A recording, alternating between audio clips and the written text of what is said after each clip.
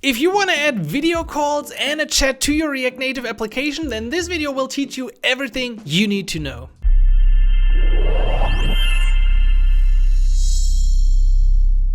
Hey everyone, what's up? Simon here from galaxies.dev, and in this video you will learn everything that you need to know about chat and video calls in React Native using Stream. So Stream is the perfect SDK for your React Native application if you want these powerful features in your application. And we're gonna walk through everything that you need to understand, from setting up a simple Node API that you can just clone and spin up and connect to your Stream account, to building a full-fledged mental health application with React Native. So if you're ready to build a very epic React Native application with NativeWind, then let's get started. To get started with our app, we will actually not set up our application, but a simple API first. And I'm gonna give you all the code so you don't really have to do anything. You don't even need to install a database. The reason is simple.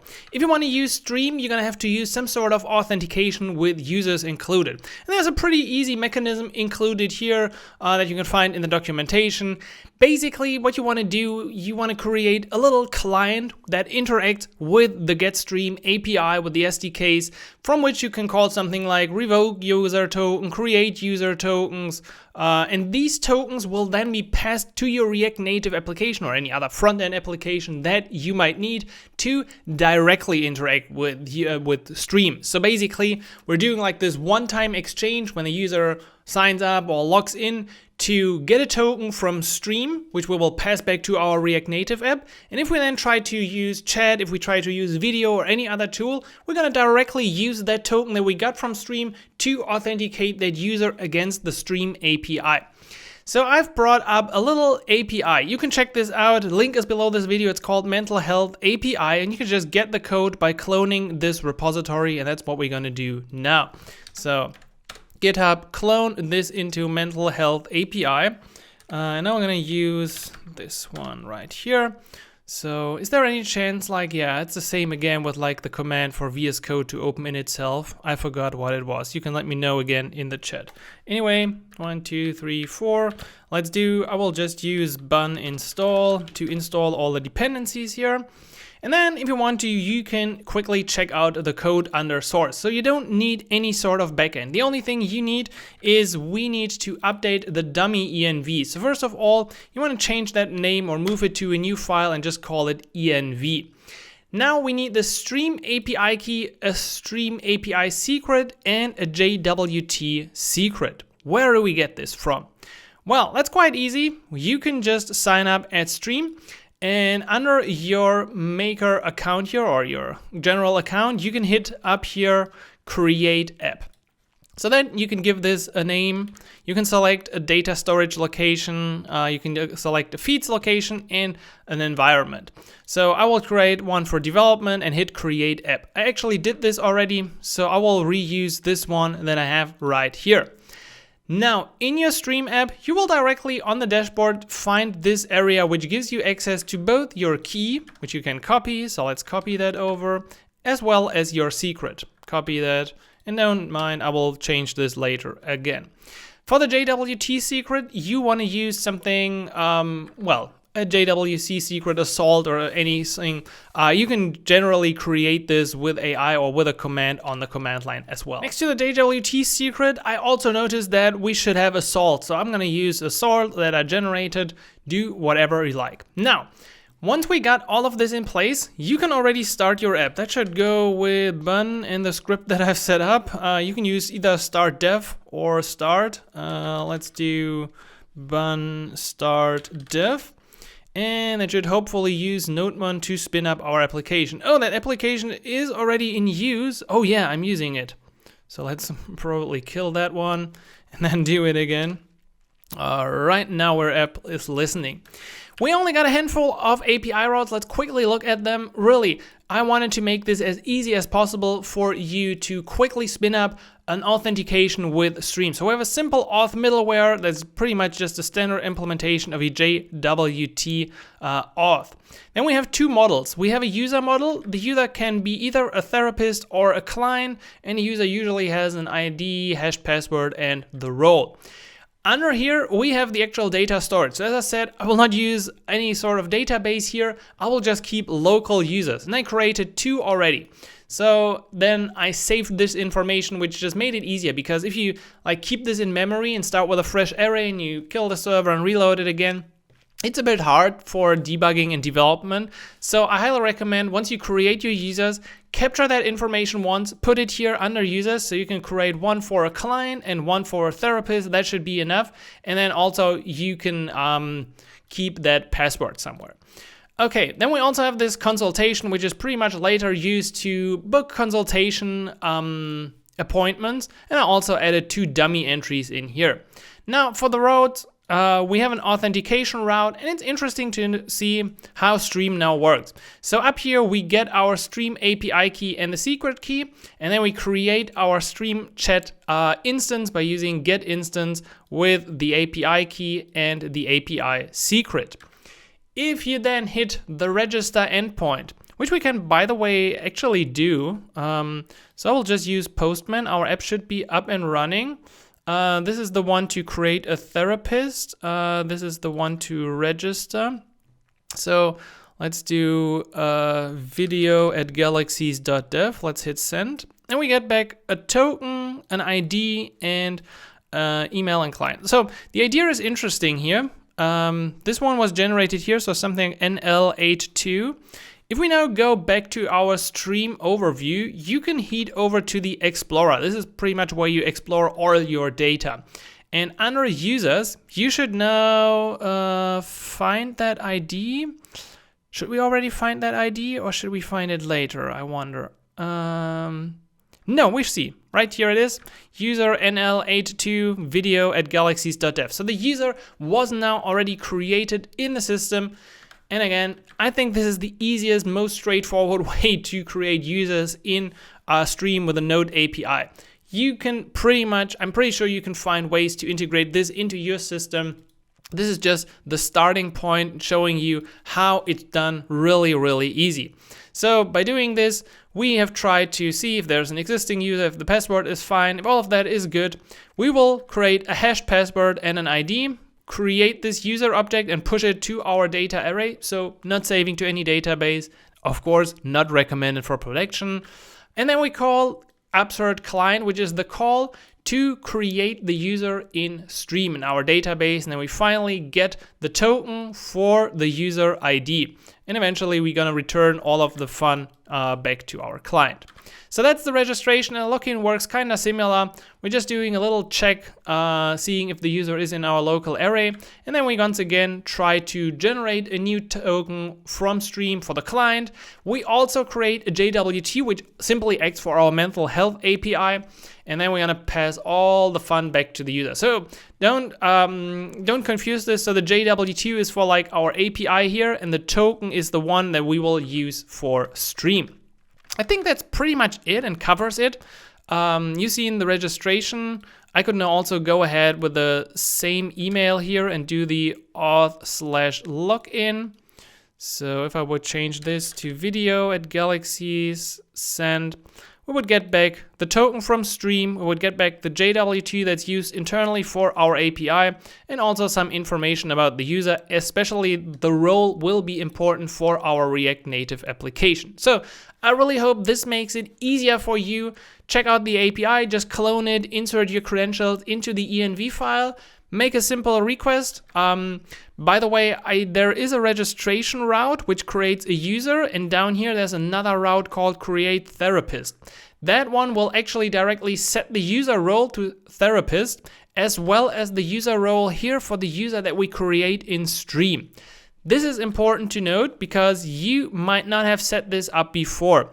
So please also make sure that in your Stream, you go to, where do we go? We go to roles and permissions, and we can add a new role. So you can add a new role and call that therapist. I did this, so right now I should be able to see custom role therapist. And whenever something in the app later goes wrong, but the therapist should have some rules, it's basically because this rule does not yet have all the right permissions. So then you can always come back to this page. You can select the custom role therapist. So make sure you add that role. Then you can select a scope, like we're gonna do something for messaging. And then you wanna make sure, make sure my head is not covering this, that you set all these actions to enabled, like update channel members, create channels. These might not be enabled by default for the custom roles. You're gonna have to enable them, but you get pretty good error results later if you use React Native and Stream. It will say something in the logs like does not have the role create channel. So you can then say, oh, okay, let's search for create channel or something. And then you find exactly the role here. You would enable that, and boom, you're good. So just hit edit, enable it, and then you're fine. All right, set up those rules. Then you can see also here, this user has the basic rule user, and I should have one user, which is, or has the role therapist. So that is my user 41 something.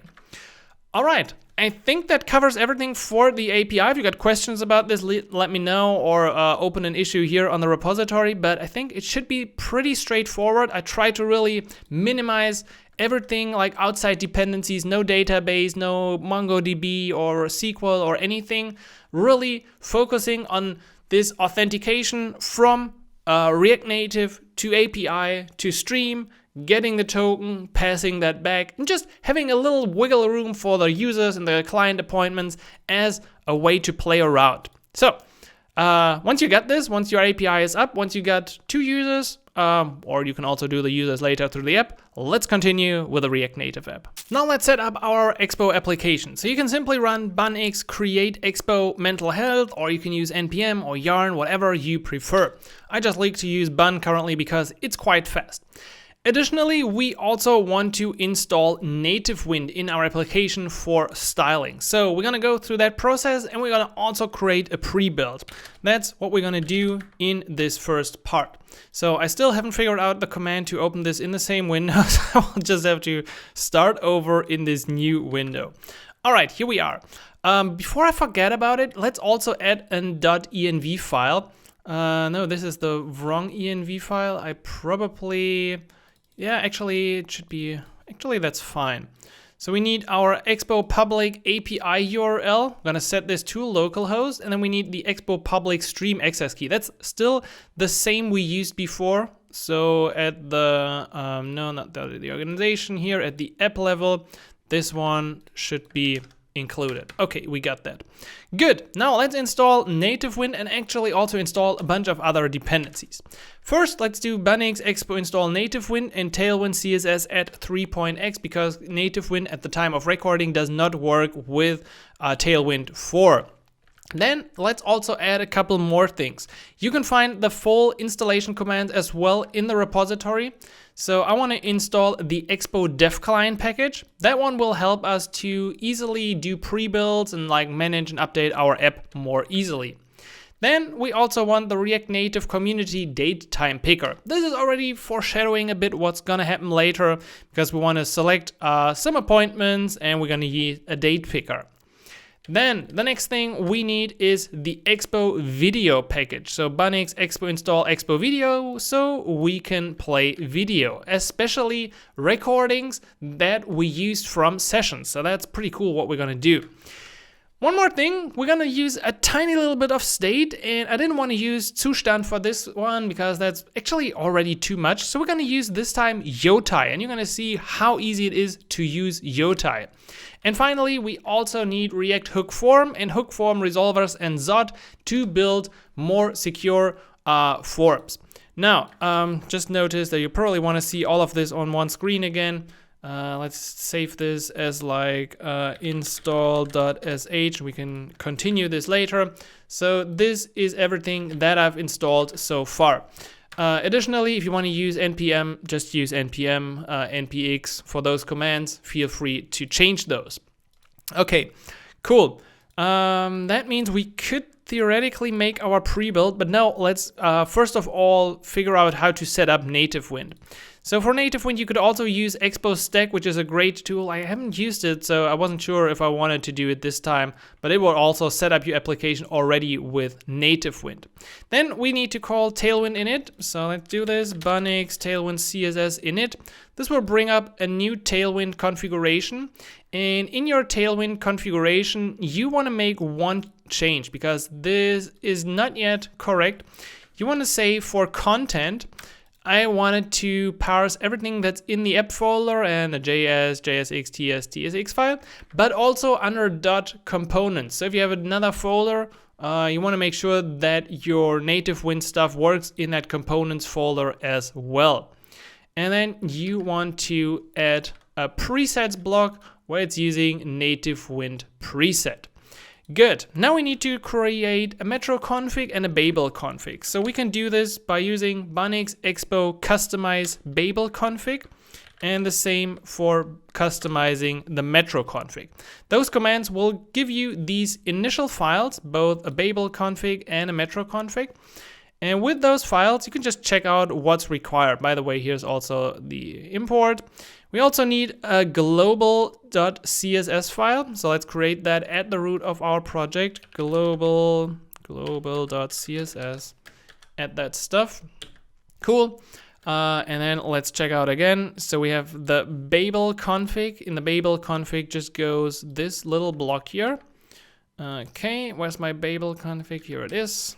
Okay, so we still have Babel preset expo, and we now have also NativeWind and NativeWind Babel included. Additionally, I want to make sure that reanimated is added. I'm still not sure if we still require this, but let's be safe and do it. So reanimated for animations. Finally, we need to update the metro config. So one more step, and then we got this.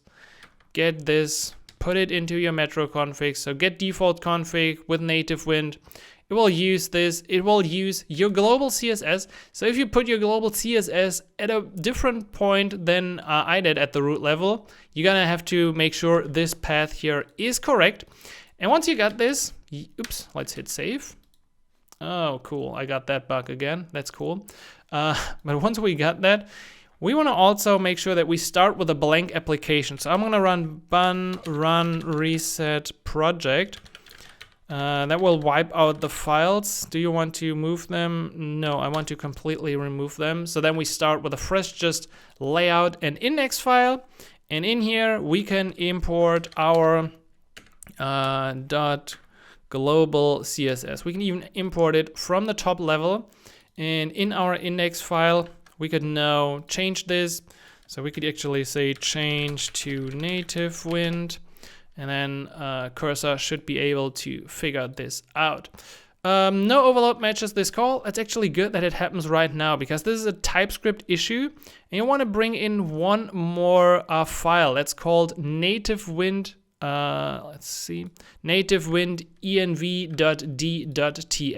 It's also mentioned in the documentation. It just has this reference types NativeWind. And once you do this, it should work fine with just using class name in your application. Now, I will completely skip Expo Go, although Expo is a great app. So you could just go npx bunix expo and run I to open this up on iOS. But usually you're gonna have some issues anyway. We're gonna use custom plugins later, and therefore it's not a good idea to rely on Expo Go at all. Therefore, instead of doing this, I want to do bunix expo run iOS or Android. You could also do bunix expo pre-build first, but actually, if I do run iOS, it will actually do a pre-build anyway under the hood. So as you can see, this will create the native directory, which is right here. So we're gonna have either an iOS directory, or if you do it for Android, you're gonna have an Android, or you're gonna actually have both, because that's possible, of course. This will then install the native dependencies, which are called Cocoa pods, and in a matter of minutes, we should be able to see this on our device. Where should I put my device? Left or right? I'm always torn between the sides. I think I'm gonna place it over here. We can then close this. Let's just do a quick checkup. we have our env set up. That's important that we did this before. We installed a bunch of packages already. We have set up NativeWind and Metro and everything and changed our app structure. So now let's just wait until the app appears on the device. All right, of course I messed up one line, so this should be add global CSS because we've of course set this up with the default TS config here, which says path add at the root level will map to this. So we're gonna can use everything like this. And you're gonna notice that now you should see your screen on the app. App on the screen probably, more likely. We can say something like make this a headline. And then it should apply a nice little styling here, giving us a bigger font. Whatever you want to use, you can see that now Tailwind is in action, Hot Reload is in action. It is a pre-built, so you can press something like Command Control Z here, which will bring up the cool Dev Client menu. That's the reason why we installed the Expo Dev Client. So you can easily go home, check out other pre-builds, or do a reload once you are stuck. Great. So at this point, you should have your API up and running. You should have the Stream app, of course, and you should have the React Native app. And once you got this, let's build out the actual functionality for the login and registration. Now we want to build out two specific screens. We want to build out this screen to have a simple login page with like some text, 2 input fields, the sign in button, and another button to go to the sign up page.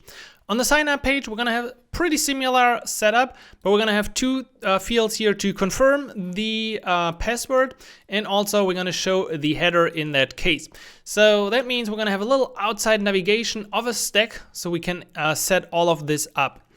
We're gonna have to think a bit smart about this because later on we're gonna have some authenticated area in our app and other parts. And therefore, I would like to actually add a new level. I will just call this one app here. You can do some like other things with the app level and shift this down and set a different entry point at Expo Router, but we're gonna keep it quite easy. And I think this is a pretty versatile setup. Now I wanna do 2 folders. I will actually already do one called Authenticated. So everything that we will do in an authenticated state will go in that one. The other one will be public. And the public one is actually the one I want to work on right now. So in the public one, I will do a new file. I will call this _layout, or we can just use this one. Doesn't matter really. Layout.tsx. And we need 2 more files. I need login.tsx and I need register.tsx. Okay, we're gonna fill this with some dummy stuff here. Register, and then we're gonna copy that over to login. Okay, so we got those 2 files, and then we need simple Expo stack layout here. Okay, so fine, thanks for that. We're gonna probably say that we only want the header not shown for registration for login. So I will move these options here. Okay, so login is not showing the header, registration will show the header. On top of that, let's maybe add some more options here. So for the registration screen, we're gonna probably say something like title, create your account, create account, and I want to say, yeah, that's fine. Actually, we don't really need the title for the login. I think we should still set the title for the login, by the way, because otherwise the back button on the registration page will look odd. I think this is better.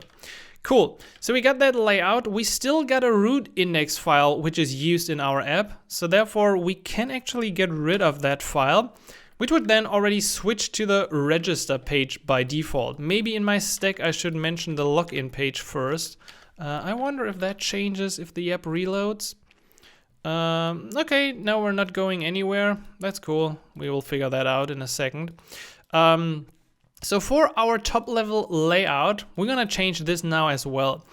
I want to use this root layout part actually only to set up like all the providers that our app will need. So therefore I will create another one called initial layout. In here I will add a to do handle auth provider stuff, and we're gonna return a slot for the moment. So I can remove stack. Additionally, this one down here should simply return our initial layout. Okay, and we're gonna wrap this with a couple of things. So the only thing I can think of right now is the gesture handler root view, which is from React Native gesture handler. Or maybe additionally we could also use the theme provider from React Navigation and wrap that around our initial layout. It requires a bit of setup. So what you want to do here for the theme provider is you can bring in the dark theme and the default theme, and then in your root layout you can just get the color scheme of the user using the use color scheme hook. With the use color scheme hook, you don't really need to use this from, I mean we can, but you can also use it from React Native. I don't know exactly the difference. And then you can check if the value is dark, you want to use the dark theme, otherwise you want to use the default theme. Now let's see, if I reload, the page could still not be found because we have our initial layout.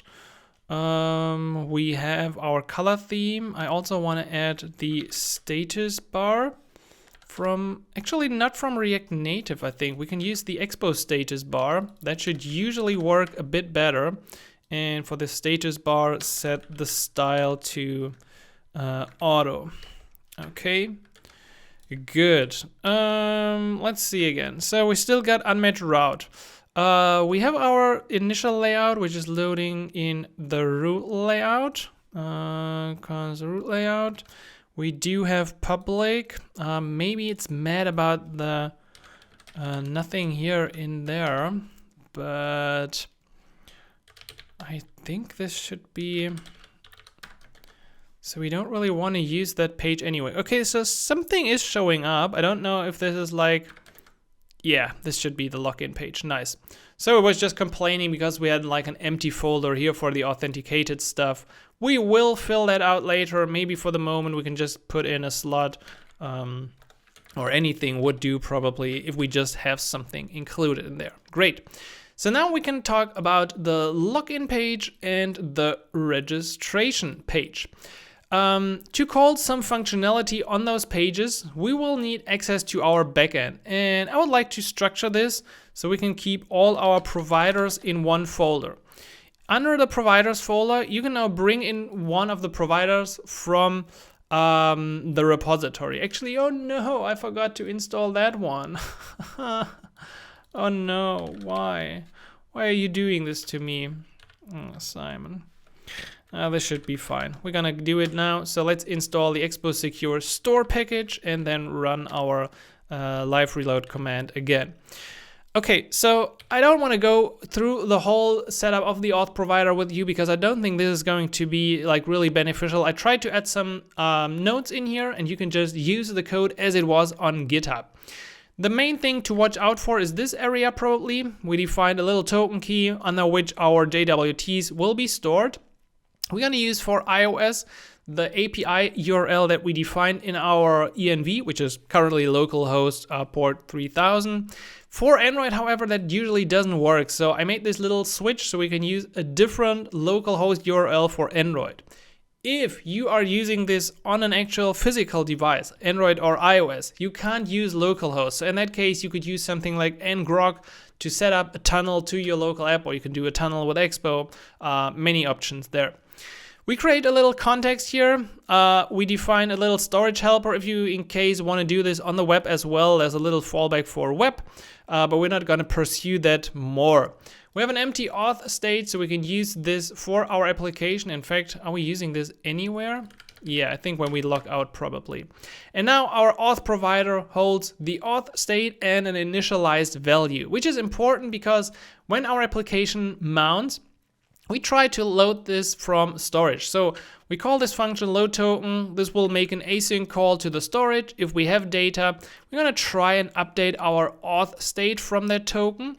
And then finally we wanna set our initialize to true.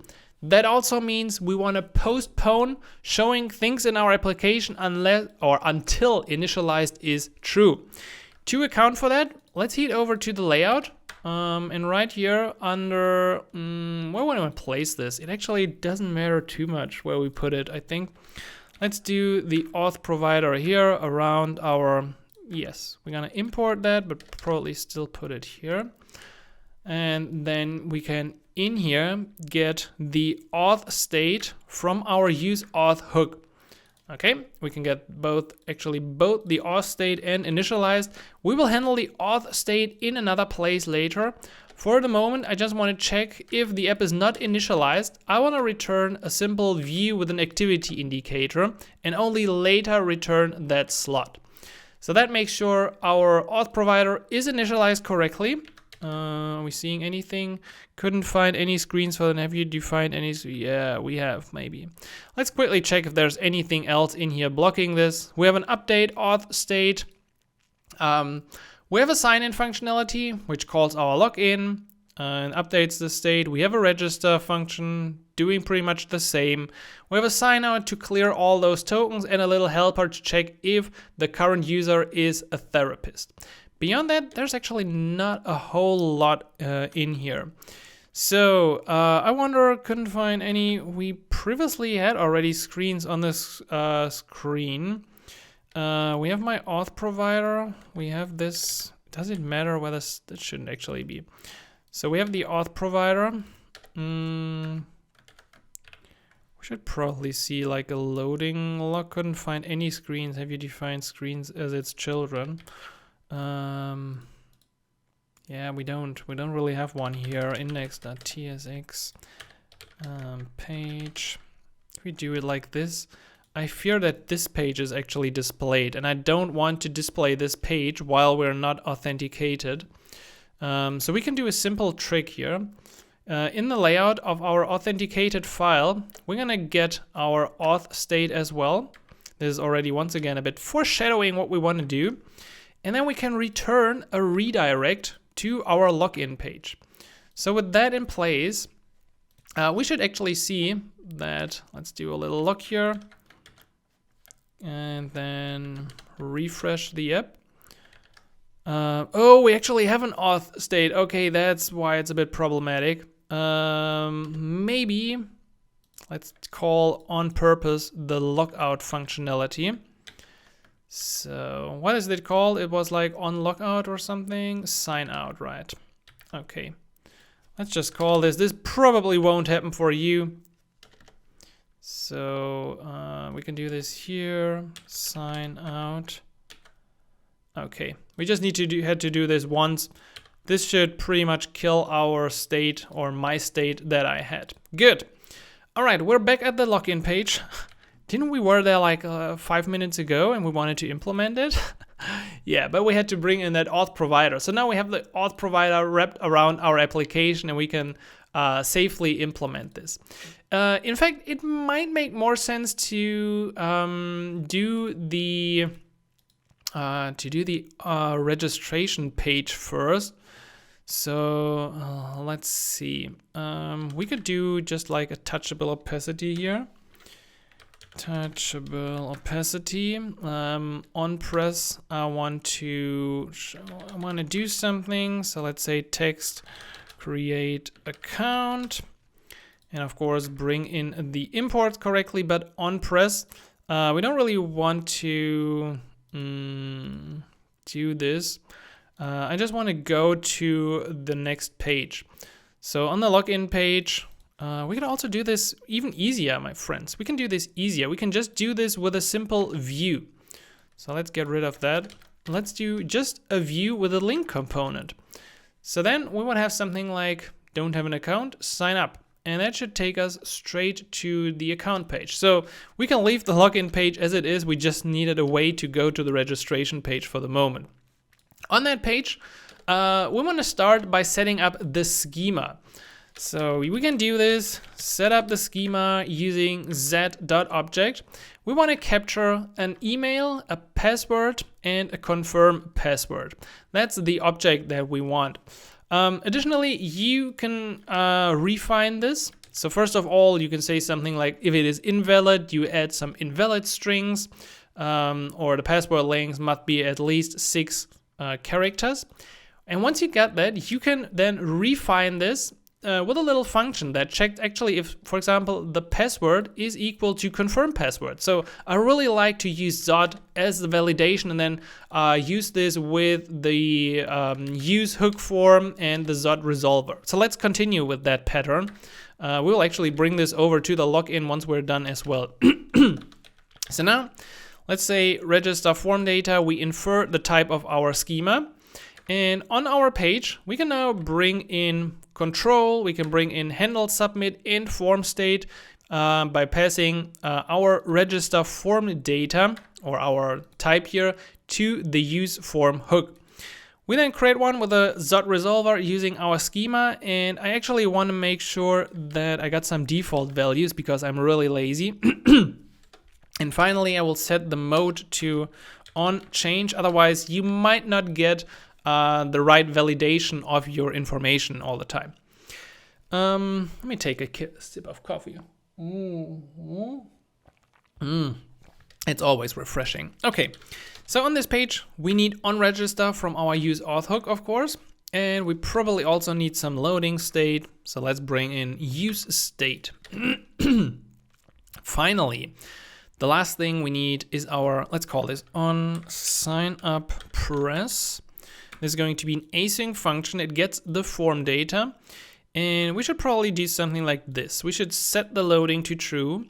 We're going to try to call the onRegister function from the provider, and we don't really need to do anything. I will do this const result, and then we're going to log it out. But we will actually automatically see a change to the underlying user object. So if a user signs up, register, yada, yada, yada, da, da, da, da, da, we would see something like update auth state from token. So this would internally update the auth state, and we're going to catch that at a top level to actually see the change and then do some sort of routing for the user.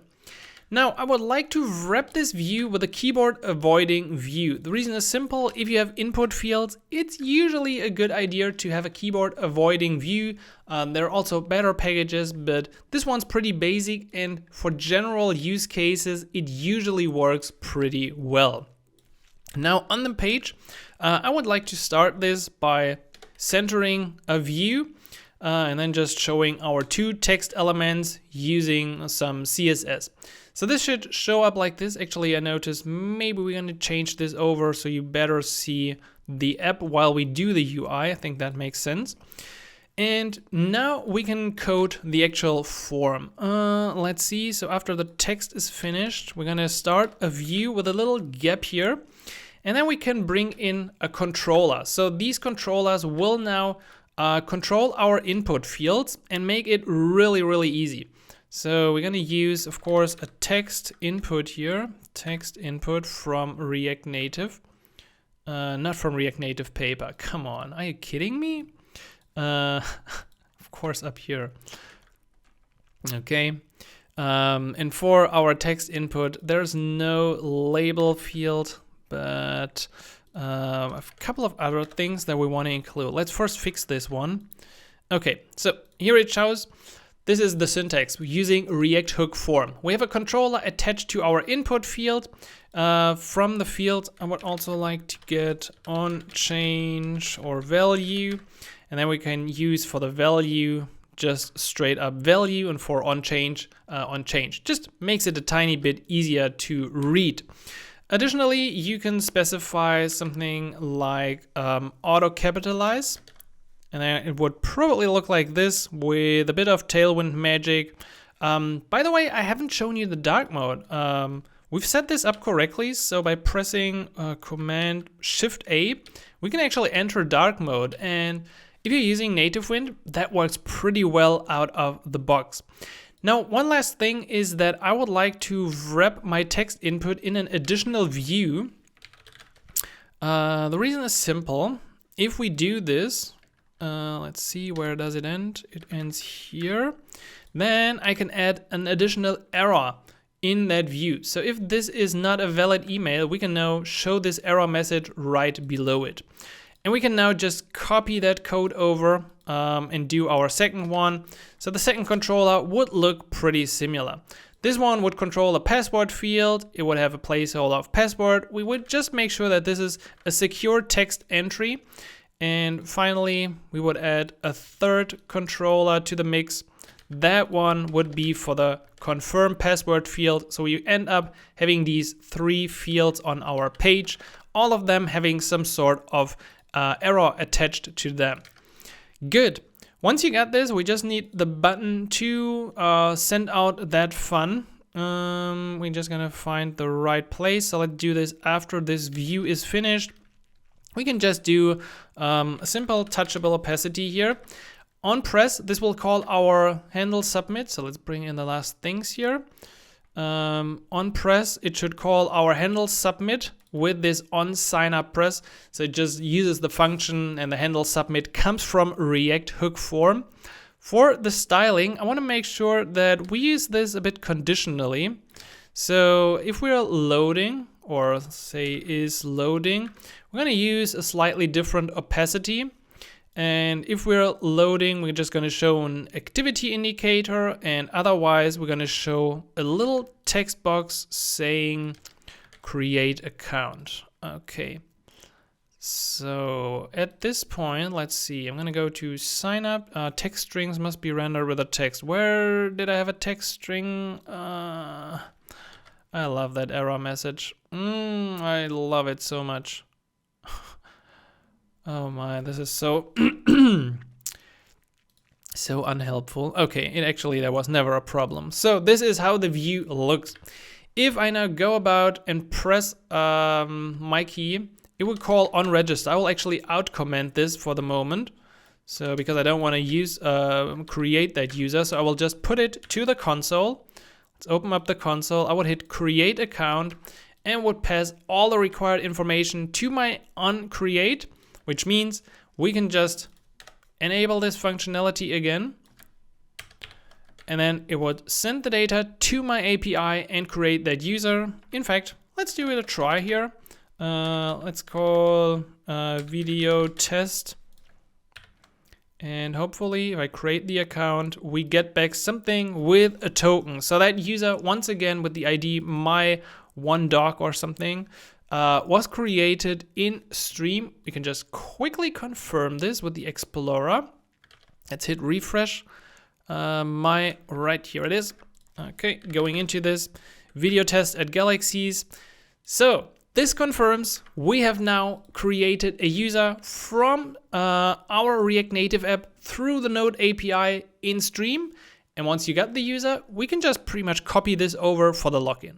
Honestly, the login page, we can pretty much just copy over everything. So let's start, maybe just use all the imports we have on the registration page and bring them into the login page. And maybe, yeah, the link component needs to be added again. But we pretty much need the same object. We only don't need the confirm password, and we don't really need the refine part here. But that's really the only change to the schema. Then from the registration page, we can also bring in the other fun we had until we opened the return statement. So let's see. We probably want to call this not the register form data. Maybe we're just going to call this like login form data. And we of course want to bring in on login or whatever it's called here. Sign in, of course, it's called sign in. I'm so bad with naming things. I hope I'm not the only one. Okay, we can remove a couple of things, so we need that as well. Beyond that, we will call this on login press with our login form data. We would use on sign in instead of registration, and pretty much that's it. Maybe here for a catch, we could do like a little alert and just use the alert from React Native. So we notice that if something goes wrong, we can just show a little alert. Now, in terms of the view, again, I kind of want to use the setup we had, actually everything with a controller as well. Like we need email and we need password. So maybe just going to bring that over. No, I just need to find the right place. Okay, we are somewhere here, maybe here. Let's see. Oh yeah, I wanted to have my keyboard avoiding view around everything. That makes sense. So let's add the import for the keyboard avoiding view. Previously in the past, I could just like do dot and then bring it in. Oh no. I'm so bad. I can't even import something anymore. Oh, we actually already have the keyboard avoiding view. We're just missing the closing bracket down here. Okay, let's see. This is close to what I wanted to see. Of course, this should say something like, initially I had welcome back here and then sign in to start your mental health journey. That looks good. Beyond that, we have our two controllers. So we have the input field controller, we have the email controller, and the password controller. But the text below it doesn't seem to be correct. Also, we need the button to submit this. So we're going to copy that from the registration page, just paste it here, and that should be on login press. Well, how did you do that? On login press. Okay, so we're going to name this to sign in. So that's my button. The fields here seem to have some sort of margin around them. What's going on? We do have the keyboard avoiding view up here. We do have a little flex which centers our items. We do have the two texts. We do have the view. That view is fine, but I think we should close the view here, the one view. And then we might have one too many views. Yeah, that's getting closer. So I just want to try something. Okay, invalid email password. That's good. The only thing that's incorrect right now is the bottom part here with the text. So let's maybe just wrap a little view around the whole fun. Yeah, that actually looks pretty good. I think that's what I wanted to see. So at this point, what is this? Is there like a 0 or something down here? What is this? Oh no. Can we just reload here? Now it's showing, okay, now I might actually be signed in and do have, yeah, I'm actually authenticated. I trolled myself on that one. Do the sign out again. I should have just copied this out. Okay, nothing, no, we're fine, So if I reload that page, do reload, we're on the login. I can go to the sign up, I can create my account and I can log in, and if the login is correct, it would set my authentication state. And we already saw the first glimpse of how we want to handle this. So let's now implement the inside pages and make sure they're protected. With the right folder structure and the right providers in place, it's actually pretty easy to secure your Expo React Native application with JWT at this point. So let's go into both the public layout and the authenticated layout. And let's just think a moment about what's happening here. So if a user is coming to our app or tries to, let's say the user tries to access a certain route in the authenticated folder. We want to make sure that the user can only access this if the user is authenticated. So therefore we already placed this here in this file. If the user is not authenticated, we're just going to return to the redirect. The user will never see what might happen here because we have this early return. We can apply same kind of logic now to our public layout, because if the user previously signed in and we do have an active session, we can actually use this to our advantage. So we can now say if the user is authenticated, we want to redirect the user to a specific place in our application, like in Authenticated. Right now, they're not really, I think, oh wait, maybe we have one file in there, and we're not authenticated. So let's put some more files into our layout. In the authenticated folder, we're gonna keep this layout file here, and we're gonna do a new folder. Let's call this one tabs. So this will be our tab bar implementation. We can already place a new file in here. We don't really need to check the auth date down from here anymore because we already have it at one layout above, and that layout will be triggered anyway once we go to anything within the authenticated folder. But I will just bring this over because then we have the initial outline. So this should actually be an Expo tabs layout. And for our tabs, let's probably already add those. So we're gonna have a few files. We're gonna have an index tab. Just try export page. Actually call this one, I don't know, index. Then we're gonna have some more of these. So we're gonna have a chats page, chats.tsx. Then we will have, of course, a profile tsx. And we'll probably later also have a recordings page. Let's already add that for now. Good. In our tabs layout, we now want to reference those. We want to make sure that we have brackets around this so it actually works correctly. That should be a pretty standard tab bar setup. For the outside layout, we can now also remove that index page. We don't need that at this point anymore. And this one right here should actually become a stack, because I really like this pattern of having my tabs a little level down. So that means if we have a stack defined up here, we can do something like have another folder in which we keep modal files. Okay, so eventually we're gonna have something like a create chat.tsx, and we want to display that as a modal page eventually. On top of that, you might also, or we will actually have something which we call consultation, and under consultation, we would have a page to schedule a new consultation and later also to go into one specifics page. So you see, we're bootstrapping our entire application out here, so we can later just one by one go through the files that we need. We're gonna add this with the bracket syntax, because that means we can actually retrieve a specific ID using use local search params from Expo router, which means this will eventually become the page where we have the video chat of a consultation later. On top of that, let's finish this up. We're gonna have a chat folder, and in the chat folder, we will actually have another subfolder with ID, because that ID will be required in all of the files. So you can imagine we're gonna have an index file which lists like list of chats.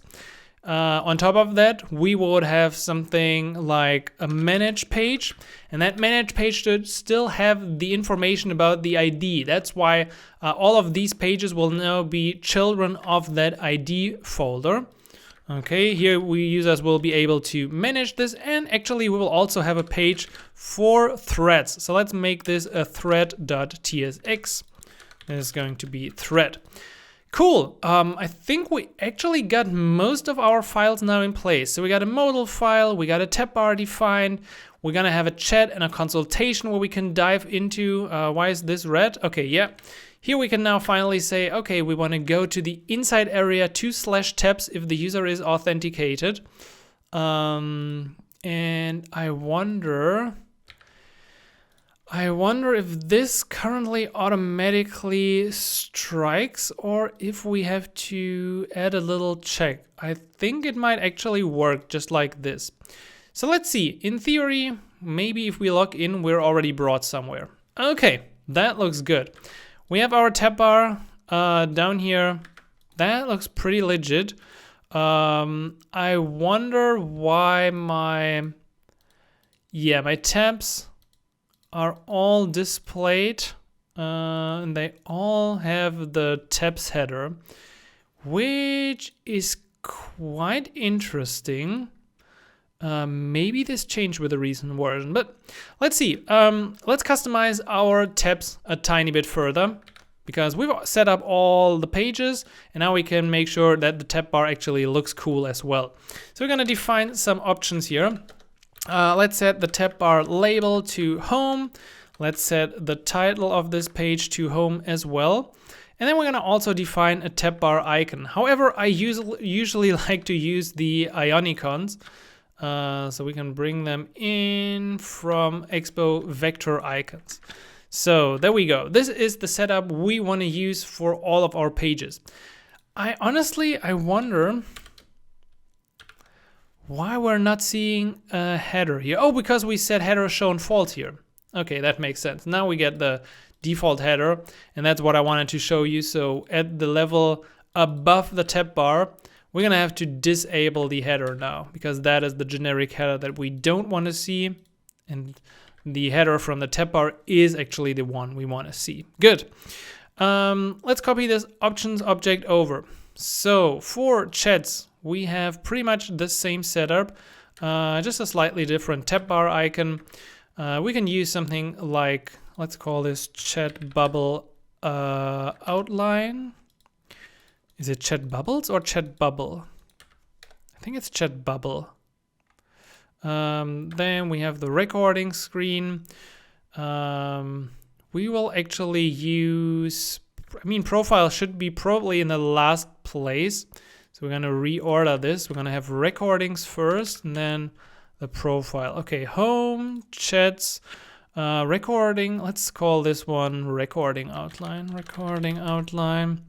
And then we have the profile, which is person outline. Okay, that looks legit to me.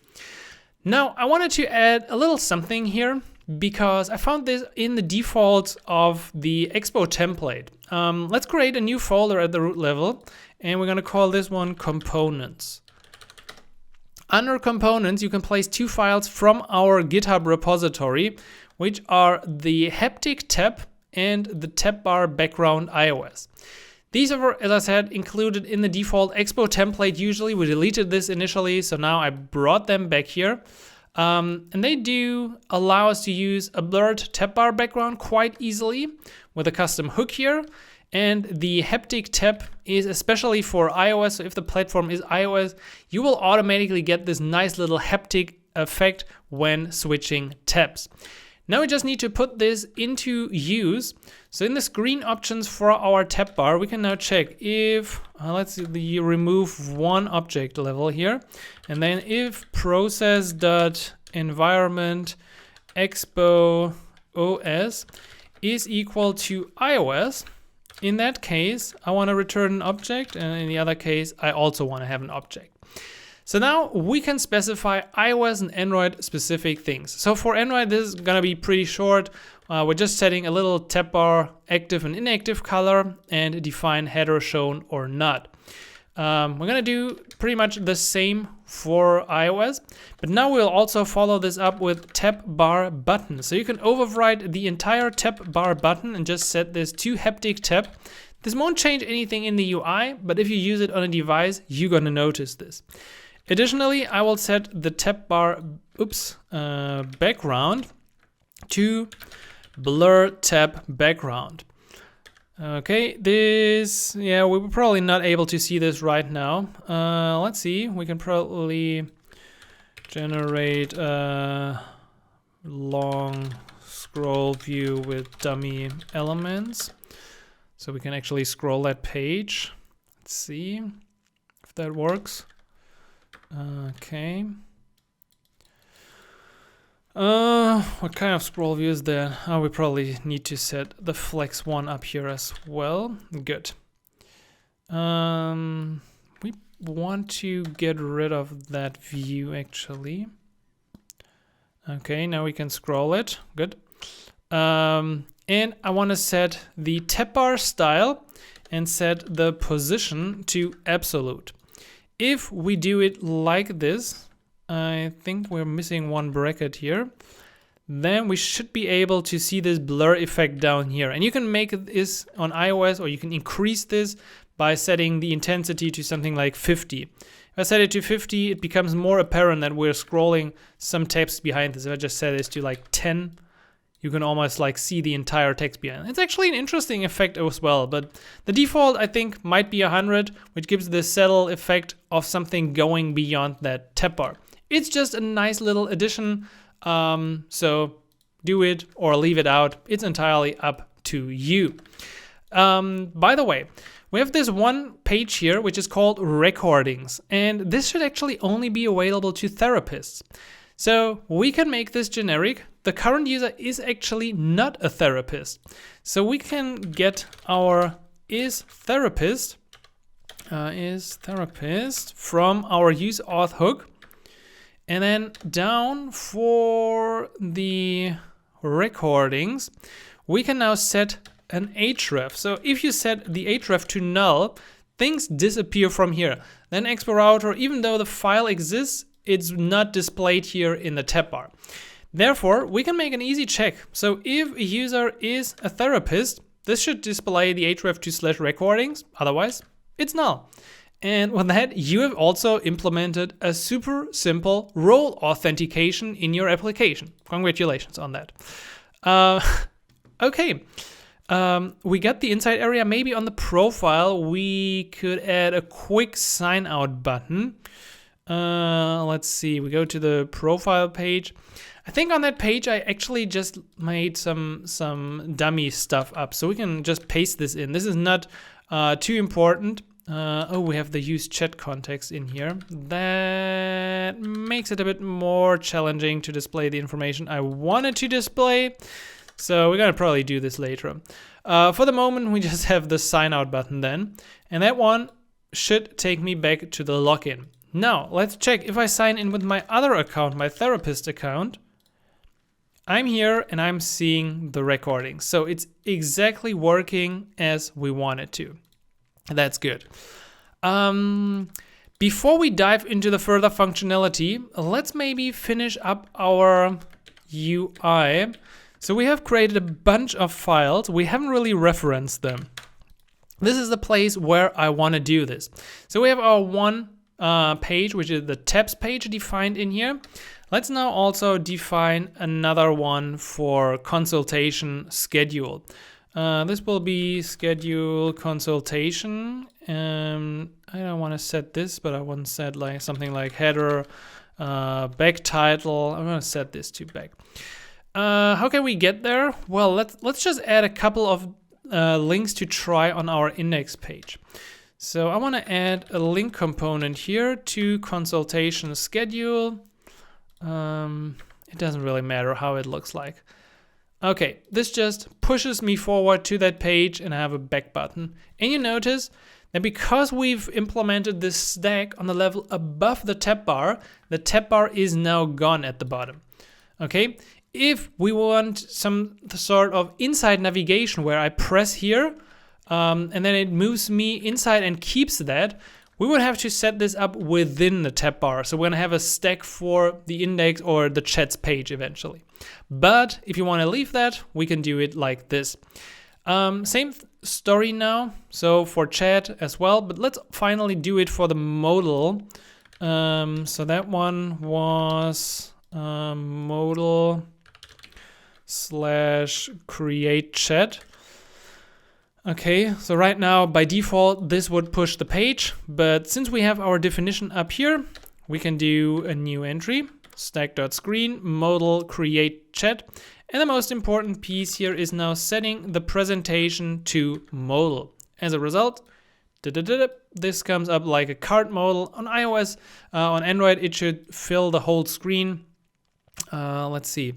We can probably set the title up here as well to create chat.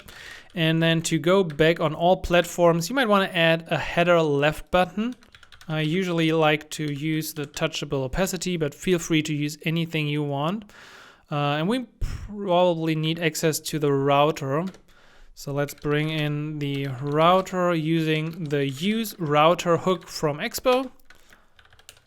And then we can continue this. So let's see, nice close button up there.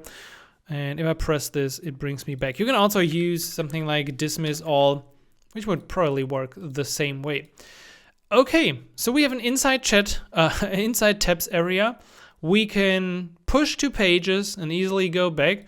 We can show modal pages, and we've set up pretty much all the important pages. While we're here, maybe before I forget about it, let's quickly define our last two pages. So we do have the chat index page. That one's going to have no title for the time being because we're going to generically set that. But the header back title should say something like back to chats or just chats. I just want to make sure that the back title is correct. Sometimes it looks ugly and picks up like these names, so that's why I intentionally use these. And then finally, we have chat ID manage, which will be used to manage a chat, title, manage chat, and nothing else matters, pun intended. Okay, we got all the files.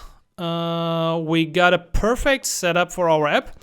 So let's start into some chatting functionality now. At this point, we're ready to start our first chat group. So you can do this actually through the UI here in Stream if you wanted to, so you could just create a new channel. But of course, we're gonna use it through the SDK in a way that fits our React Native application and is still secure. So once again, the reminder, make sure you have set up the appropriate role for the therapist, as well as be ready to edit that role and add new permissions if you see fit. First thing you want to do is you want to install a couple of dependencies. So we need the Stream Chat Expo package. That's the main package from the Stream SDK for our application. Then we also want the Expo file system, Expo image manipulator, the Expo media library, image picker, document picker, and sharing. Now, not all of this is required, but it's definitely recommended once we use chat, because in the chat, you can actually, with the default UI, pick images, pick documents, include things. So all of this will be helpful for our application. And especially the first one is, of course, required. Now, once you did this, you need to rebuild your application, and then we can dive into our create chat mode. Well, for the time being, we're just gonna use it from here because that's like the easiest way to access it. But before we do that, we also need access to the actual provider. And for that, let's create one. There is one in the GitHub repository, but I thought it might be helpful if we go through it together, at least for the chat. If we later do it for the video, it's kind of the same, but for the moment, let's try it like this. So first, we want to create our client in here using the Stream Chat SDK. Okay, from Stream Chat Expo, you're gonna make sure that you get that right. Get instance, and then we will use. Oh yeah, this is called. Actually, that import was correct. And we're gonna use process.env expo public. Stream, I think it's more stream access key. Yeah, that's more like it. And you can also say as string, that would be pretty much the same. Good. Now we can export a default function chat provider using children, React Node. You can also bring in something like props with children and retype this so then it looks like you're cool and you understand what you're doing here, props with children. Okay, so our chat provider will return the chat. That's the most important thing with a chat client. Now, that chat client needs to be connected and we need to connect with the current user. So that's what we're gonna do now. Therefore, let's also see if this is actually ready or not. So use state false. And I want to use my current auth state as well from my auth hook. Actually, can we just, yeah, I mean, it doesn't matter at this point. Okay, so in our first use effect, we're gonna check if the user auth state is not authenticated, then we can just return, because in that case, it doesn't matter. We don't really want to do anything. But if the user is authenticated, we're gonna try and connect the user. I'm just gonna, hey, I just wanted to close this for the moment. We're gonna make this dependent on our auth state authenticated. So once the authentication state changes to true, we would get here and the connect function would be called. Now in the connect function, I would use await client connect user. For the ID, we would use our auth state and we should get the right types here. So auth state user ID, that will be set at that point. You can also pass in the name. Actually, our auth state does not have an name. We just use the email. We don't need to set an image. You could do this, but this should be enough. And beyond that, the second param here is the token. So once again, this is actually the token that we get after logging in. So the token we got from Stream will eventually be used in our front-end application to create a connection to both the chat and later also the video client.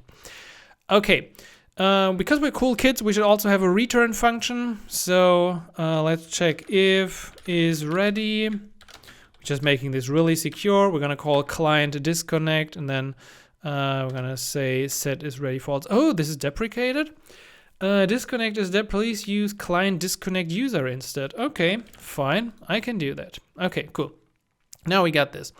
While things are loading, we can actually prevent showing something. So if this is not ready, I would like to return a simple view with an activity indicator. Okay, and we want to make sure that view has a nice class. So import everything, center everything, and that's fine. Now here at the bottom, I also, we could just return the chat with the children. Why don't we have chat? Oh, chat is now from Stream Chat Expo.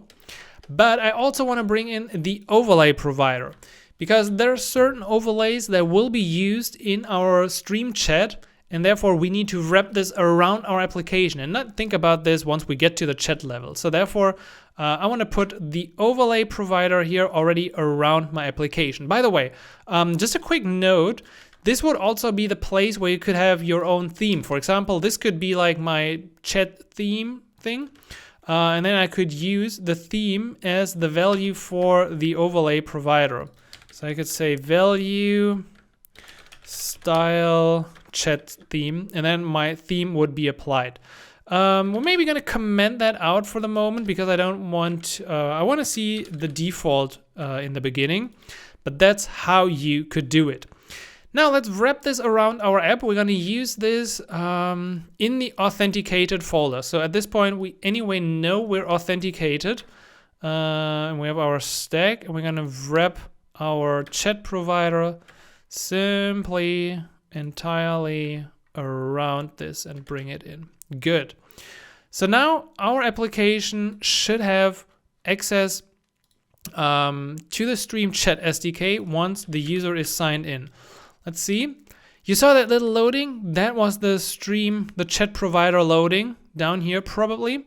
So now we are authenticated and our user is connected to Stream. That means let's go to the create chat page. That was the modal page we wanted to work on. Now, on this page, what I would like to do is I would like to capture a name of the user. It should pretty much look like this here. I want to like set a channel name, set a description, and then eventually start a direct conversation with one of the users. So that's optional. Either it's gonna be a direct chat, like a one-on-one chat, or a chat group for all users, and then we can later manage who joins. Therefore, let's start with the channel name, and also the channel description. Come on. Yes, good. Then we will need the Expo router for some imperative routing from here. And we also now need the client from use chat context. That should come from the Stream Chat Expo. So that's the one we're going to use across multiple files to interact with Stream. And finally, I want to load some users. So I will have a list of users. Can we type that correctly? Users, set users.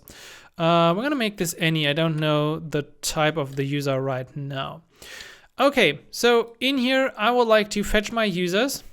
Fetch users. And we can use, then we have the use effect, yeah. In the fetch user function, I want to call the client query users. So you can now query for specific users with this object. However, what we want is we simply want to query for all users that have the role user. If you look into Stream, you should see that by default, so I think we signed up a user lately.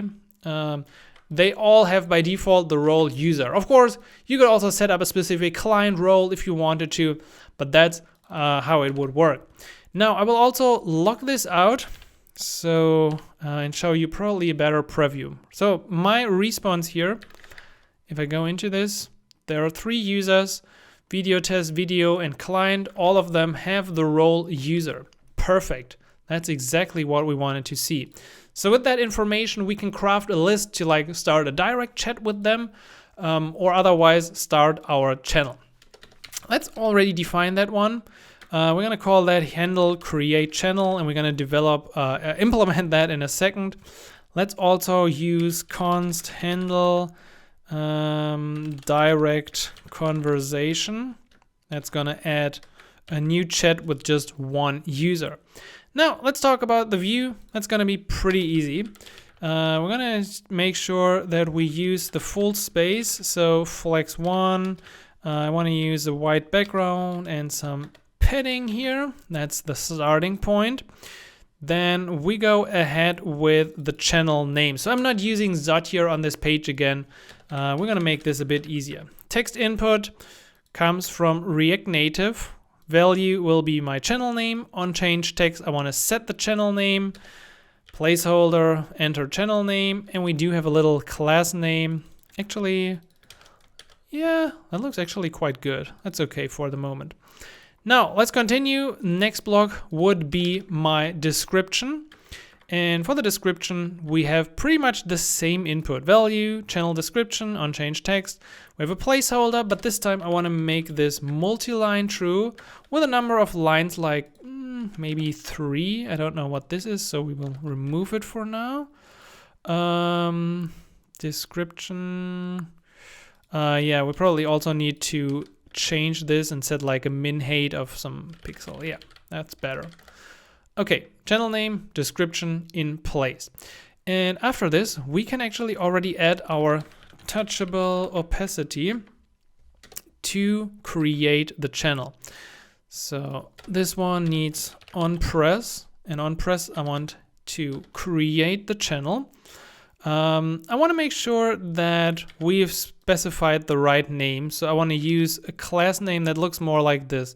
It's rounded, but if the channel name is not yet set, we're going to have this sort of background, and only once it's available, it will be white, blue, and therefore we can also set disabled if the channel name doesn't exist or if the channel description doesn't exist. And then finally, inside, we can have a little text element saying create chat. Okay, let's see. I can add this, then I can finally do this. Okay, then create channel turns blue. That's exactly how it should be. Now, on top of that, I made this super simple divider view, which is just a view with 3 elements, one view, one text, which is, you see this or, and another divider. Okay, too many lines in here, too many lines. That looks wild. But anyway, that's how it is. We then have this second block where we can say start a direct conversation. So the therapist can choose one of the available people. I don't want to use a scroll view because, well, we're cool kids. So let's use the flat list component instead. And the flat list data will be our user's state array. We have the key extractor, and we want to render that item. Maybe we can, yeah, let's just render it in here. We don't need to throw up another function. So let's just do a touchable opacity in here. The text can still be the name, but I want to set the class name to something like text gray 800, text LG. Okay, so we have bigger names in here. And for every item, I want to set a padding of 4, a border at the bottom, and a border gray 200. Okay, so now we get this little list component. I could choose one and it would start a direct conversation with that person, or I can create my channel up here. Now we just need that functionality. It's actually quite easy. So if we want to create a new channel, we first want to check if channel name.trim. I actually don't need to check for the description. It's not too important. But if the channel name trim doesn't exist, we're going to throw up a little alert, please enter a channel name. Now, I also want to create a random ID for that channel so we can insert it correctly into the stream, into the stream database. Then we call await client.channel. And the first thing you need here is the channel type. Now, I will use the default messaging type. If you check out stream, where is it? You can notice this here. So there are different channel types: commerce, gaming, live stream, messaging. And for all of them, you can enable or disable specific types. So you could, of course, also add your own channel type, like therapy room or whatever you want, and enable or disable specific elements of the Stream SDK for that chat. That makes it so versatile and so powerful because you can really get a lot out of the box, but also go deep down really into functionality and customize it exactly to your needs. If you create that channel, the second param here is the random ID. So if we check this out, first param, channel type, then the channel ID. You can leave this out if you want to create a conversation channel. Interesting. Okay. And then some custom data that you want to attach. We definitely want to attach custom data. So what we want is, for the name, I want to use the channel name, actually .trim once again. We can say created by, for sure. We can also give it an image. So I just use an image from Upstash here, Unsplash. You can say the members array. So in this case, the members I want to add is only my own user. So I will set the user ID here using client. So remember, client is our context to the chat SDK. The client also has a user and ID as far as I know. So this would give us the specific stream ID. You don't want to create something in the stream database with your Node.js local user ID. That's not what you want. And I want to set the channel role here to admin. Okay, that makes sure that our current user, the therapist, is the admin of the channel. And finally, you could also set the channel type in here. I mean, we don't really need that one anymore because we already have it up here as messaging. Okay, so once you got this, we will call channel.create. That should, in theory, create the channel. I previously had it with await and then router.dismiss.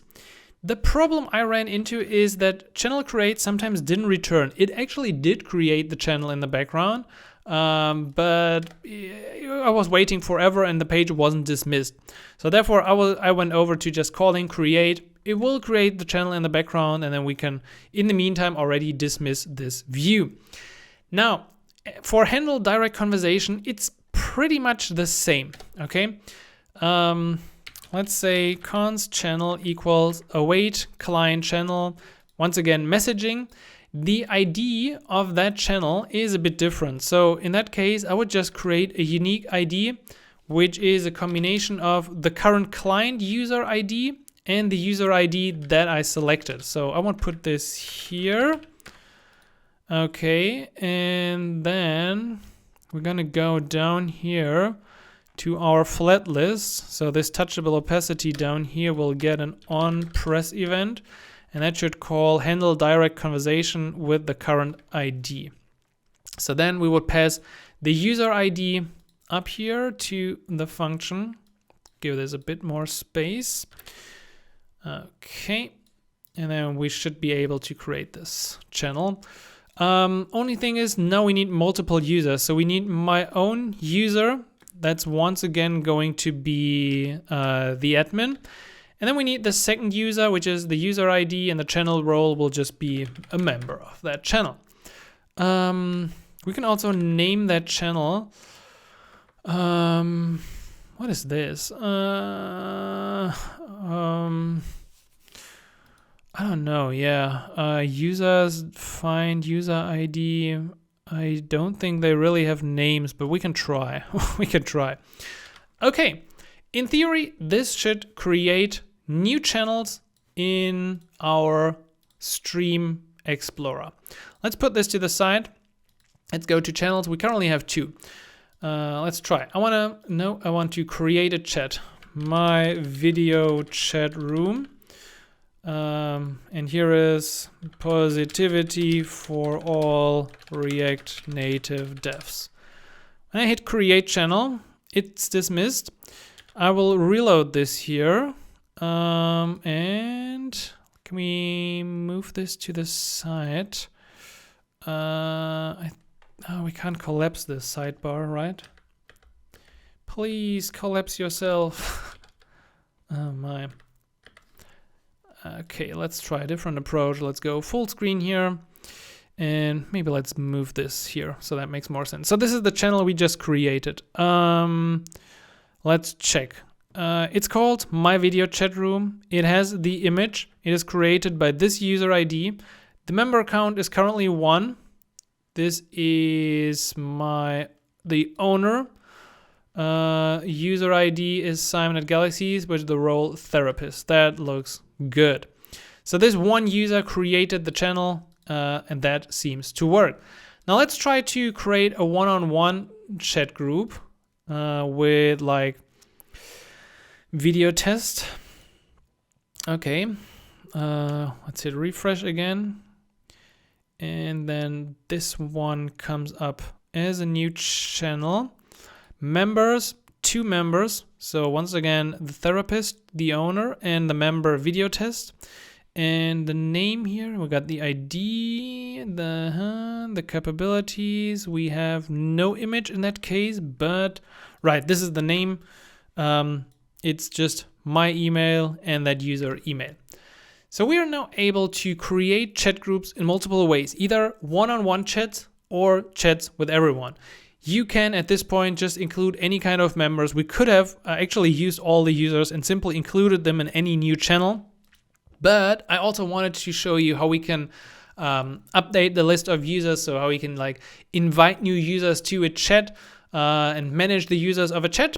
So we're gonna leave that open for now. Make sure you're able to create a new chat room with either one or multiple members, and then we can continue. Now that we've created some chats, we can display them in the list of chats. And this is where the real power of Stream comes in, because they have actually some pretty nice out-of-the-box components. So if you check out the documentation about their components, you're gonna notice there's the overlay provider, which we already used.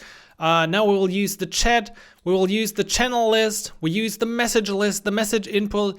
All these components can be customized as well, so you can dive into the React Native docs. There's also now an AI feature, which is pretty nice, like in every kind of docs to have this feature. But let's start easy. Let's start on the chats page. So what we want to do is want to bring in some things. I want to bring in my isTherapist once again. Because then we can add some functionality to this page. We definitely want the client, just like we used before, using the use chat context hook. And we also want to use the Expo router again, using use router. How did you like end up doing this? What's your problem? Use auth, yeah, use auth from providers.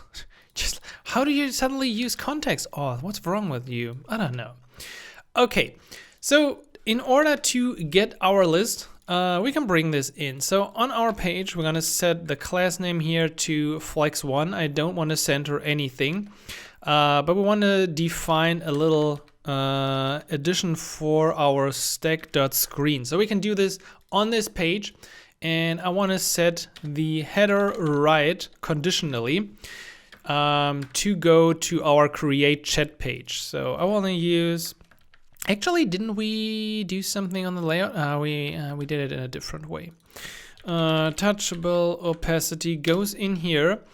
We don't need the on press because we're going to wrap a link around this. So let's do this. We're going to put a link around this.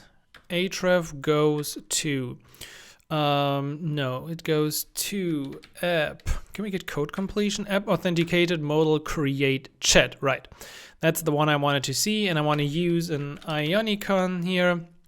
Name, add, circle, outline.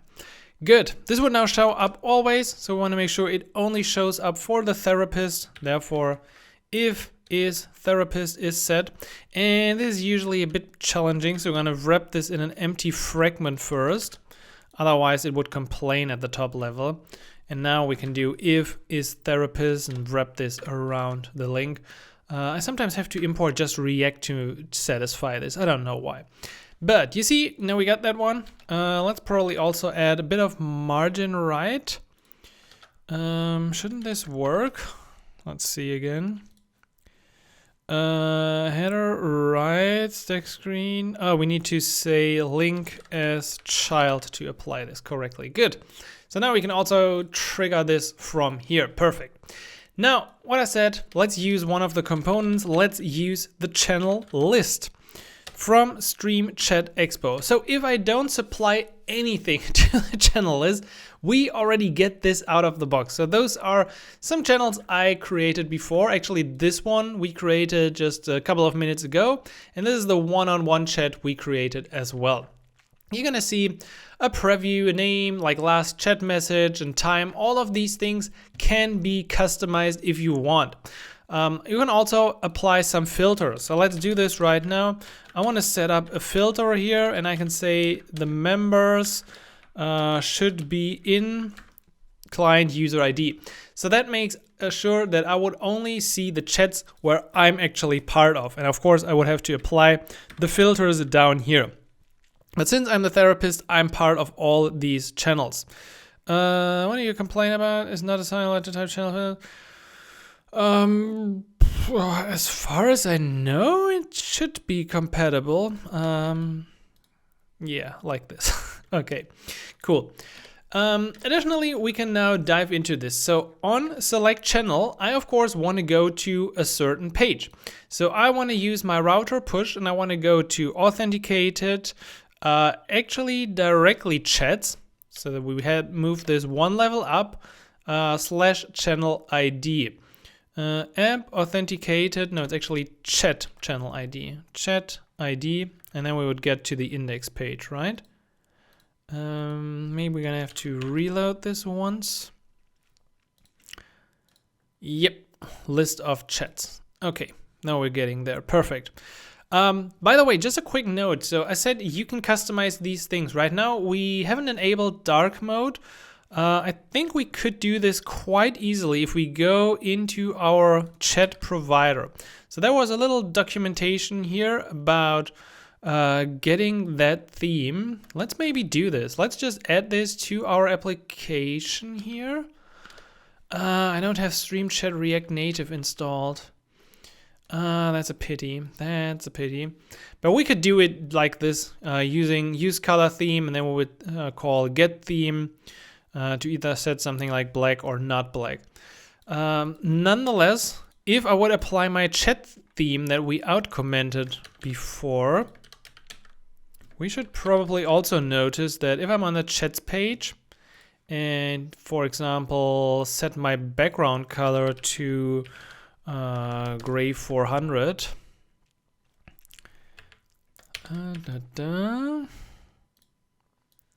is this gray 400? And is this using my chat theme? This is the channel preview. This is probably the appropriate styling for the channel list. Yeah, you see, there are a bunch of things you can style. So now I would actually have targeted some styling, but at the same time, I might have messed this up as well. So you could go really deep into that theme. I don't want to do that right now because we could play like an hour around with theming and customization options. I just wanted to highlight that this would be the way to go. So yeah, now I messed this up by not calling like client disconnect accordingly. Good, back to this. If we also want to do something here, you could, for example, change the preview message. So as a little example, I made this custom list item. So then you could use one of the other components, the channel preview message, and you could make like the background, if it is unread, a certain blue and otherwise just white. And then you could say, hey, for a preview message, please just use my custom list item. Now, I don't think I have any unread chats, so therefore it's hard to do this, but we can try this very soon out anyway. we're able to do this. So let's talk about the actual chat room. We're here now in the index page, and at this point we can first of all grab the ID, once again using use local search params from Expo router. You might also want to type this correctly because then everyone's happy. As always, we can bring in our chat context here, and we can now directly create the channel connection by using client.channel, messaging, and our ID. So that is our channel. Additionally, on this page, I also want to have my is therapist. So again, let's bring that in. Let's also add the router, const router equals use router from Expo router. And I think for the moment, we can keep it like it is. If for whatever reason we don't have a channel here, I just want to return something like this, okay? Channel not found. Otherwise, we will be able to display something, and we can borrow the code we already had on the chats page here to customize the header a bit.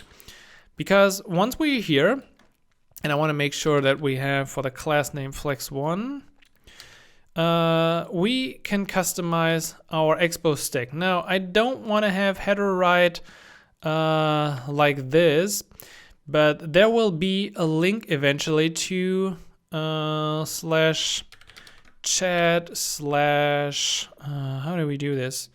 ID. We need to make this a string literal. Okay, chat ID manage. You notice, by the way, that I left out like authenticated or other parts of the URL. You can pretty much always leave them out if they're in brackets. So therefore, I'm only here using chat ID manage. Okay, let's see, chat ID manage, and that is becoming my URL here. Okay, let's do this manage, and of course bring in. Let's not use the ionicons. Let's call this just text manage. Good, cool. We're still not seeing anything. Well, that is once again the easy part on this view. You can now use the channel component. The channel component can be added from Stream Chat Expo, just like we had previously the list of conversations. We should now be able to go into this, and we're not seeing anything yet. Let's see. We're also not setting my title. Let's see, we should be able to set the title to something like channel.data.name. So we supplied this as additional information. Channel might be empty, yeah. So yeah, we do get that. We did get the name up here. We haven't gotten the actual message list. This is because channel is just the wrapper around the rest that we do in here. So let's close channel, and then inside we're going to place our message list component. The message list component is the essential component that renders the chat. I actually had one chat before here, so we see a little message down there. I just noticed that we probably want to add padding bottom safe here. So we're safe, okay. But we can't type in anything. So let's add the next one, the message input. And voila, welcome to my chat.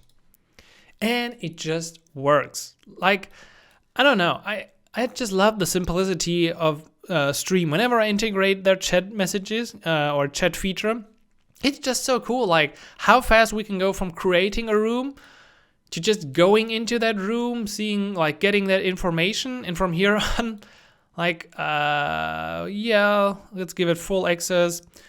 So very soon we are able to use everything. We can use files with a file picker. I should now also be able to select an image eventually, although the iOS simulator is usually really bad when it comes to images. So I will probably try to not break it right here. I can add slash commands that I defined. I actually don't know if I added any. Nah, I probably didn't do this. I already get all of these fancy things out of the box, like a long press to bring up this, and heart a message, or swiping this to create a reply, doing a little reaction to this. This is so funny. And of course, if I had a second user now, the user could join that chat. Actually, that's with video test. I should be able to go to that user. Let's see. If we go to video test, I might have not signed out correctly. I probably need to reload once. Let's check. Okay, so this user has one chat, one message up here. If we go to welcome to my chat, we see it again. Nice. Let's say here, hello from the other side. Okay, hit enter, and we are in there. Again, going back to whatever we've been before. I think before I've been Simon. There might be an issue with like logging out and logging back in, but nonetheless, I don't know why it's not showing what I wanted to. For the preview, it should show my custom list item with background blue 100. Or maybe that is the color actually. Let's see. Let's see. No, that's not really the color. Why is it not using background blue 400? I feel like sometimes NativeWind is just not using my stuff, and I got issues with that. So unless it's used somewhere on the page, it's just not integrated correctly or not loading. So I'm pretty sure that, let's go back and let's change this to maybe just use style, background color, and then or change this to background color red. I wonder if this would apply that styling. Okay, now we actually saw it. So it's probably beyond the channel preview message, and we would have to apply it to that as well. Nonetheless, this is how you can customize the stuff. And again, NativeWind might be a bit flaky here and there sometimes. Okay, we have the chat, we have an unread message, we have all these cool things, and that was pretty easy to integrate. So now let's take this a step further and talk about managing the chat and also threads. All right, our chat needs more functionality and more power, so let's add it to it. First, let's begin actually on the chats page again, because I noticed I previously also had next to my filter a little options object with presence and state and watch set to true, and I was missing this on the channel list. So maybe that could have been the reason for missing out some of the features here. So I just wanted to add that in case we need it. Now, if we want to go from our chat, from the index page to a thread, we need to store some information like the current selected thread and stuff, and it didn't want to just do another context provider and whatnot. So I turned, of course, to a state management library, which was totally overkill, but I still think it's fun. So let's do this. Let's add a utils folder with an atoms.ts. We initially also already installed Jotai in the beginning. So this is not an introduction to Jotai. It's far from it, but let me know if you want to learn more about Jotai in a future video. But pretty much you can have atoms, which are like these little states. So I have a little selected thread atom, which is null initially, and I have a selected channel atom, which is also null in the beginning. And we can use this super easily now on our page. Only thing we need to do on our ID page here is bring in const selected thread and then set selected thread, use atom from Jotai, and we will use the selected thread atom. Additionally, we're going to do the same thing for the selected channel atom. Now, if we click on one of the messages in the list and want to start a thread, we're going to handle this here. So handle select thread.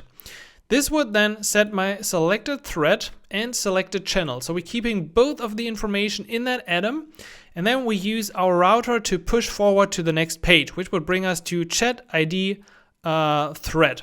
We don't even need thread ID or anything retrieving on that page. We can just keep using our atom in that case. And now we just go down to the message list and attach this for on thread selected. So there are a bunch of things you can set, of course, for the message list component like this. And now clicking reply. Okay, that would reply. I want to do a thread reply. And you see now this brings me to another page. So that is our thread page. On that page, we don't really need a whole lot. I want to bring in both states that we just had before and then just show some information on that page. So we're going to make this flex one, padding bottom, respecting the safe area. I want to set now the title of this page correctly to thread. Okay, and then we can use the same setup like before. So we can use our channel, which is the selected channel from our atom, just goes here. And once we got this, we are not using the message list, but this time simply the thread component. Okay, and close this. And by the way, for our channel, we're not only setting the channel, but we are setting the thread as well.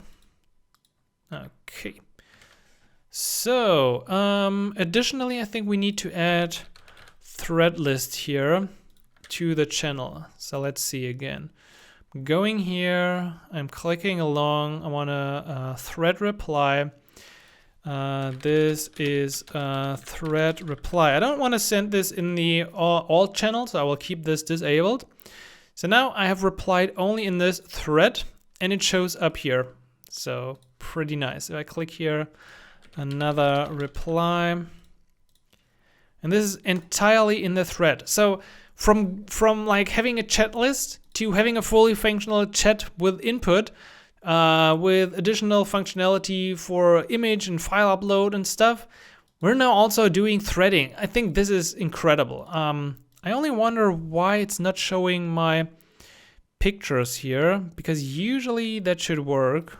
I mean, you could select something from the files, but I don't really have one. I could also deploy this to my device later, which we will anyway do when we do a video. But you can try this on your device as well. It will easily work for file upload as well. So that is how we implement our thread. One more thing that we wanted to do was that manage page. So for that manage page, did we actually include this in our stack accordingly? Yeah, we probably did. So on the manage page, what do we want to do? We want to have a list of users and manage our chat. Good, makes sense. So let's first of all get the current ID using the use local search params and also the types we had before. I will also need, and let's maybe get some more space for the moment because we need just to type this. We need the client using our use chat context. Why is it suddenly throwing up a type here? It's okay like this, I'm fine. And then we can just directly create this using client.channel messaging and my ID to directly create the object we want to work on. Additionally, we want to have an array of users. Let's just call this users, set users, state any. And then just like we did on the create chat page, we will begin with the use effect in which we try to load our users. It's going to be an async function here that we call down here. This should be called once, so an empty dependencies array. Now my users query should look like this. So user query equals await client.query users, and I want to have all with the role user. Then I want to get for this specific channel the users. So I will say channel users equals await channel query members, and I will just query all members. And now we do a little mapping between the user list and the channel list. So that way we get all the information about the user. This could look like this. So we go through all the users and map every user, check if the user is part of that channel. And if that's the case, we're gonna return the user and is in channel, which is most likely true. Then we would finally set our user list and we should have the information. Maybe we can do a little lock here, user list, and actually the sorting was nice. Can we do that again? Okay, yeah, no, that's not really helpful. We will probably, actually, we should probably rather sort this by the letters and not by where they belong to. Okay, to manage the users, we of course need two functions. We need add user to channel, and we need remove user from channel. To add a user to the channel, we can just call channel add members with a new user ID. And you can actually follow this up with a system message. So we could have something like text, welcome a new member. That should be displayed eventually. And if we remove the user from the channel, we don't really want to send a message. Let's just do an alert here from React Native. So our current user knows that the user has been removed. Good. Now let's use a flat list component to once again render our users. So we go in here, we manage that chat. It shows 3 members, but we still need to figure out like what those members actually do and can do. So let's first of all do a class name here, and then let's continue. So every item here needs to be a bit bigger. Let's see. We bring this up. We do view class name. This is going to be a flex row. Justify between item center, some padding. I don't know. Do you like NativeWind or not? Let me know in the comments. Border gray. I don't know. 200. Okay, here we go. And then we have some functionality like this, just some dummy stuff for the moment. Okay, could look like this, could also look a bit better. So first of all, I want to style the text here. Let's use something like this. So a bit bigger name, but nothing crazy. Then I want to add an additional view component. So we will have another view around our 2 touchable opacities with a little gap. So then we're going to have like this justify between here, text is here, buttons are here. Now our touchable opacity should have a little class name as well. So this one should have something like this. Should have a blue button if the user is not yet in the channel, and a gray button, and it should also be disabled if the user is already in that channel. For the text, we will then use a light text, and therefore we have this button. Actually, background gray, yeah, maybe even something like this. So it's disabled. And we kind of want to do the same down here now. So to remove a user from that chat, we're going to do the same. It's going to have some conditional styling. We can remove the user if it's there. Otherwise, we're going to make sure it's 300 and also disabled. So that gives us the effect. First user is already part of the chat. We can only remove that user. The other users can actually be added to the chat. So if I now add video at Galaxies to the chat, welcome a new member down here. And we should also be able to see this. That was the personal chat. Let's see if I can find that one again. That was the personal chat. Maybe it's this one up here. No, it's probably this one, which should now have, which I should just lock the ID, or do a refresh here. Might help as well. So let's dive into this quickly. Messaging, so that should be this one. Yeah, and we now have 3 members in this group. Okay, up here we see 3 members. Nice. That also means I could now as well remove that friend, user removed from the channel. And now the chat for 1M should only show 2 users in a perfect world. Yep, it does. So we now have both managing the users in place as well. We can add them, we can remove them from our list, and we can do the entire chat with thread reply. I don't know, I really like this. I've used other chat components in the past, but the one from Stream is simply the most feature complete. You get an epic UI out of the box. I really kind of like it. There's not a whole lot you need to tweak unless you have specific requirements for your UI. But if you wanted to, you can actually go into this and completely customize these things. Usually it's as easy as like passing a different component to something. For example, in my tries, I had in the overview page of a chat, I added a component that I called, how did I call this? Anonymous message. So it looked like this. It was like an anonymous message with just had like very basic styling. And you can always get things like use message context to get the context of a message, or same we're gonna see next in the video calls.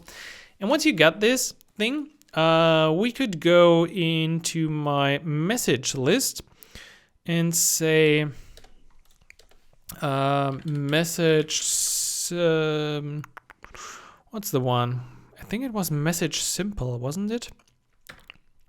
Or it was message. Let's see. Let's go to the chats. Yeah, it probably wasn't message. I think it was message. I think it was previously message simple. Message system. I mean, we could also use it for message system, but I don't know. Oh, did I mess up something in my anonymous message? Cannot read property text of undefined. Is my message actually empty here? That is strange. Oh, Simon, what did you do? Ah, my message is undefined here. Did the use message context hook? No, I don't think so that the hook. I'm pretty sure that I'm just sending this in the wrong kind of way here. Because normally, or previously, it was called message simple. Right here it is, message simple. Component to render a message within the message list. Provided to the prop message. Oh, it needs to be provided on the channel prop. Okay, see? Again, what learned? Message simple should be anonymous message. Now going into this. Now we see we've customized our messages to use this. Very, very simple.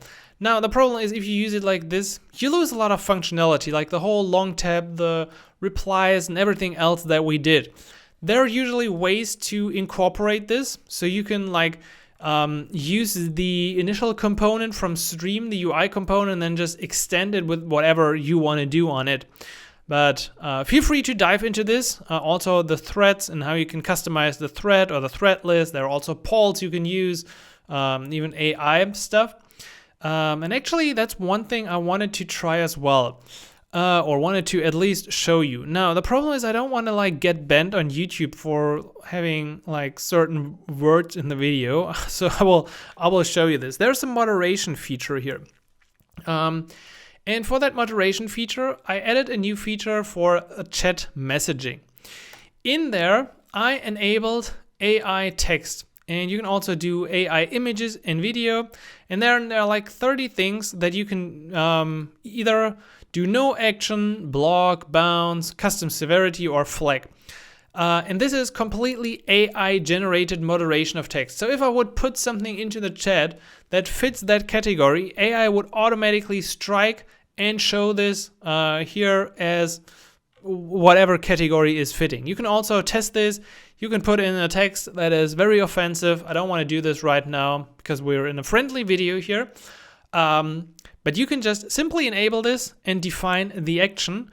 Also for AI toxicity engine, everything in here under policies can be easily applied through AI, and you don't have to do anything beyond that. So here I was trying something, it was reported. I really don't want to repeat those words, but I wanted to mention that yes, AI has certainly arrived at a Stream, not only in the docs in terms of asking AI, but also in terms of AI features of their thread component, which I think is pretty nice. Like many companies, yeah, there's some late, or maybe we need this AI or not, and it's completely integrated in the Stream Chat SDK at this point, which I definitely love. So I hope you could follow until here, and you do have either the anonymous message or the default message rendered. Doesn't matter too much, but you've seen that you can customize this quite nicely. But chat is not the end of what we want to do. We want to take things even a step further, because for our mental health app, we not only want to have chats with members or chat rooms with people, we also want to have consultation sessions with video. So let's talk about that now. Before we get to the video calling part, we also want to make sure that we can set up an appointment. So we have some actual flow in our application that replicates a real mental health application that you might want to build. On top of that, you can already install the last requirements. Oh, well, it's not so much about requirements, actually helpful things for the video call plugin from Stream. So you can find all of these in the install file. It should now be complete with all the installations that we might need. And I noticed some things. Additionally to the installation, you want to also open up your app.json. So I now also added some permissions for all the Android users in the Android block down up here. On top of that, I included under the plugins, some config plugins for Expo Video, as we will use this for recordings later. We have one for Stream Video React Native SDK to keep calls on Android alive. For WebRTC, some permissions, and also a little fix here for the Notify library. So whenever I use this currently with a pre-build on Android, it failed for me. And on GitHub, I found this little step which introduces this extra Maven repos, and that's using or resolving this differently. Just as some information in case you encounter problems. Now, I also noticed that we can actually now increment everything we previously had on our profile page. So that should help to identify which user is currently using which device. will make my life a lot easier. Okay, so we are signed in as the client here, and I think we're gonna make this somewhat short because honestly, creating the appointments is pretty much just a call to our backend. And making a post request with some data. The page should somehow look like this. Oh, that's interesting, but yeah, this is enough. So on there, we just want to set the therapist ID, select a date, and optionally add some notes. And beyond that, our homepage could then look like this, where we have confirmed sessions, canceled sessions, or pending sessions, and we might have some other blocks in there. Now, most of this is optional, so we will go through this quickly. I will bring in some code and you can check this out on GitHub as well, so we can quickly move into what's more interesting, which is definitely the video call functionality. First of all, we need a new provider. So we need an appointment provider. This is pretty much like our auth provider. We just have a little interface here. We have the usual, what we had before, selecting the local API URL. And then we're using the auth state. We have make appointment, which is making a post. We have get appointments, which will get all of our appointments. And we have update appointment in case we want to update them. Not too crazy. Let's go back to our tabs index page where we previously already had that stuff. And we're gonna go through this one by one. So first of all, let's bring in some functionality from that provider. And actually we should wrap the provider around our app here. Yeah, that's the appointment provider. Goes right here. Make sure you add the import and then we're good. So then we can get, and get also a bit more space, get appointments from use appointments from our provider. I want to also bring in update appointment. I once again need the is therapist. I feel like we should have done this somehow more easily to use this more often, but I don't know how exactly. If you had an idea, let me know in the comments. We're gonna have some refreshing state, and we're gonna have some state for all the appointments using the appointment. Do we have the, it's actually called consultation, not appointment, right? I also want to do this whenever I enter the page. So whenever I enter the page, I want to reload them. Therefore, I will use the use focus effect instead from Expo Router. And then with use callback, I can call fetch appointments. Actually, that should be in its own function. So let's call this one cons load appointments.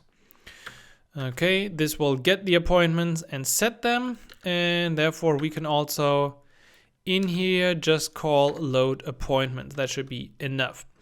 Now for the view, let's go back from the scroll view and I still remember when we were talking about the blurry background, right? That was cool, huh? That was like, I don't know, was it like an hour ago or two? It's so hard when you record. I can't say how much time has passed by since then, but it's been a whole day. Anyway, I will get rid of, you can leave that link. I will get rid of the dummy stuff in here nonetheless. Okay, so we just have that one left here. If this is a user, so if this is not a therapist, I want to bring up a flat list component. Why a flat list? Well, because we're going to render a list and we can do things like this in the header, or we can also have this in the footer component. So let's do this. Data will be our appointments. On refresh, I want to call load appointments. This link stuff, we want to, let's push this maybe beyond here. Okay. On refresh, we have load appointments. I don't want to see my vertical scroll indicator, so I will set this to false. During refreshing, we set or update the refreshing state, and then we have a list header component. For that list header component, we're just gonna have two action cards. So I will bring them in because this is just a lot of code and not really a lot of material to learn from. So we have two link components. One goes to consultation schedule, one to chats, pretty much like quick actions. So we can just change our tab from here, or we could go to book consultation. So just an easy way. Inside touchable opacity, icons and text, nothing crazy. Then we also want to account for the list being empty. So if we have an empty list, what I want to do is I want to render this component here, which says no appointments. In fact, we do have two appointments, so we already see them rendered on the screen and therefore don't really see this.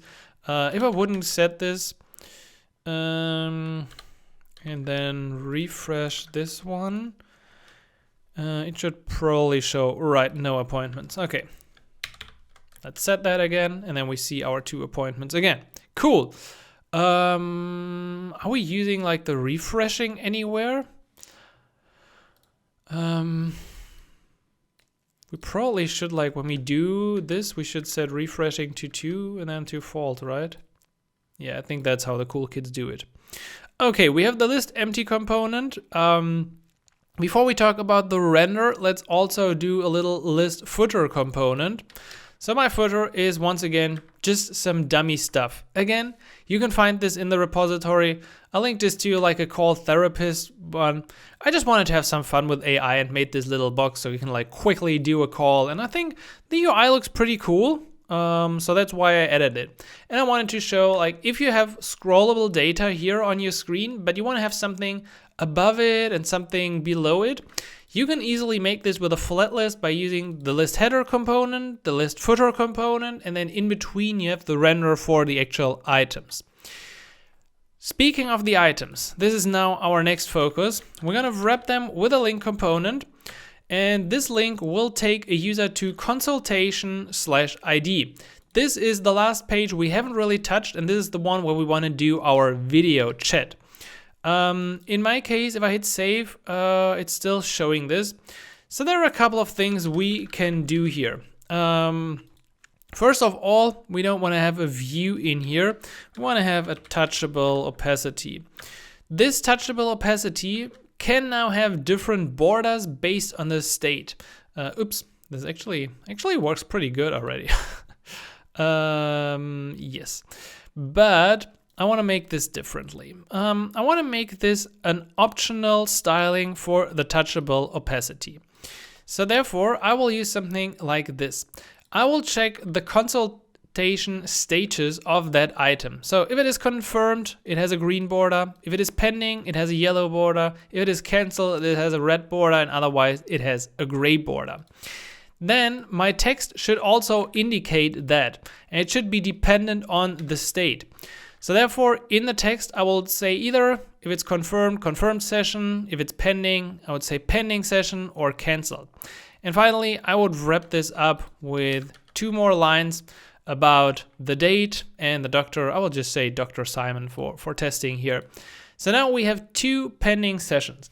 If I would go now into my therapist application, in theory, the view should look different because the therapist has the ability to update these. Now, how do we go about this? I think we can just copy this stuff. We can, by the way, remove that link. We don't really need that anymore. And we're going to copy this down here. We're going to say if the user is a therapist. And honestly, let's just fake this in here. Should we just fake this in here? Yeah, we fake it. Is therapist equals true. Okay. So now we still see the same view, but that changes. So down here, I'm gonna do the same. Refreshing indicator, load appointments, yada, yada, yada. For the list header, the therapist doesn't really need these quick actions. So I will replace this just with like a header for what's coming, upcoming appointments, and manage your scheduled sessions. Also for the list empty component, we're just gonna say you don't have anything, no upcoming appointments, just a bit of text. And we don't really need the footer at all because we don't want to call ourselves. Okay, it's already rendering our pending session stuff. However, we will now change this. I don't think there's any value really in implementing a button with some optional styling here. So I would just now replace this part with the one from the GitHub repository. This is the code I used in there, which is using or calling a function called confirm session. So let's bring this in. That might actually be helpful. So const confirm session or cancel session. If I want to confirm a session, I would call update appointment with the ID. I would set the status to confirmed. And after that, I actually want to just update my local array. So we can just do something like this, set appointments, and use the updated appointment to update our array. Same for canceling the session. In that case, I would set it to canceled, but again, I would use the updated appointment to then filter out or update the appointment. Good. So with that in place, what's red right now? Probably, yeah, some icons are missing. That's cool. Okay. We see 2 pending sessions for the therapist. We can quickly check that out again. So here we got it. We got like different icons depending on the status. We got the client information, and then we got buttons depending on the item status as well. Only thing I notice is that this should probably have some gap. So let's attach this to the flat list itself. We can give that one a class name now as well. So let's use gap -4. I've seen bigger gaps in flat lists. Is there no gap? Okay, yeah, it's not the class name, it's the content container class name. Right, we want to apply this to the content. Cool. Okay, so now I will confirm these sessions. Maybe the session error update. Oh yeah, I'm actually not. Oh, that's a good point. Yeah, I just made this fakey here. So we can really just update them if we are a therapist. So therefore, let's quickly do a sign out and sign me in as the therapist. That might require a reload just like before. And I will just confirm these sessions. So then we have the option to enter that session, which would bring me to that page. Good. Now we just need to, we actually need to do a real scheduling, right? We have only implemented the view for the homepage. Now let's talk about booking a consultation. That's not too hard. So let's go into our consultation schedule page.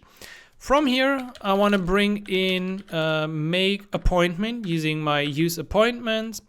I need access to some auth state using my use auth hook.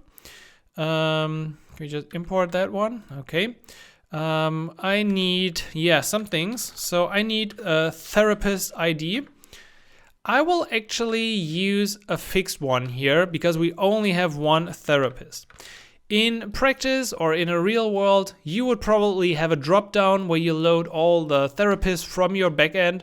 Then the user can select one of the therapists, or users are assigned to specific therapists, so they can only select them. We're going to have input field for nodes. So let's say nodes use date string. We're going to have a date input, definitely. And we're going to have something like show date picker, which is false in the beginning. And finally, we're going to have const router equals use router. Let's hit save here. That looks good. All right. I think we only need basically two things, and I want to already, because I'm pretty sure the import gets messed up, I want to bring in the datetime picker that we installed like in the very beginning of this application. Const handle submit. This will be our submit function to create a new appointment. Essentially, what we want to do is, let's put this in a little try catch block.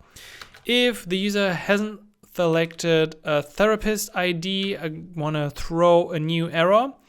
And in the catch phase here, I want to add a little alert showing something like this. Good. Now, if we have a therapist ID, we should make a new appointment. Let's call this one like this.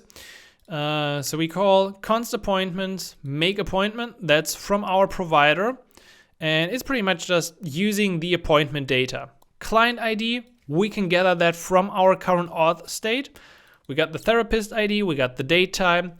We get the consultation status and set this initially to pending because the therapist still needs to accept it. And then we have the notes. Finally, I would go back to my initial page. And maybe we can just put out a little alert that the appointment has been appointment requested successfully. That's what I would say. Okay, cool. For our date picker, we also need a little handle function. So on date change, we need to call set show date picker false. And if we have a selected date, I want to call set selected date. So this is required for the date picker.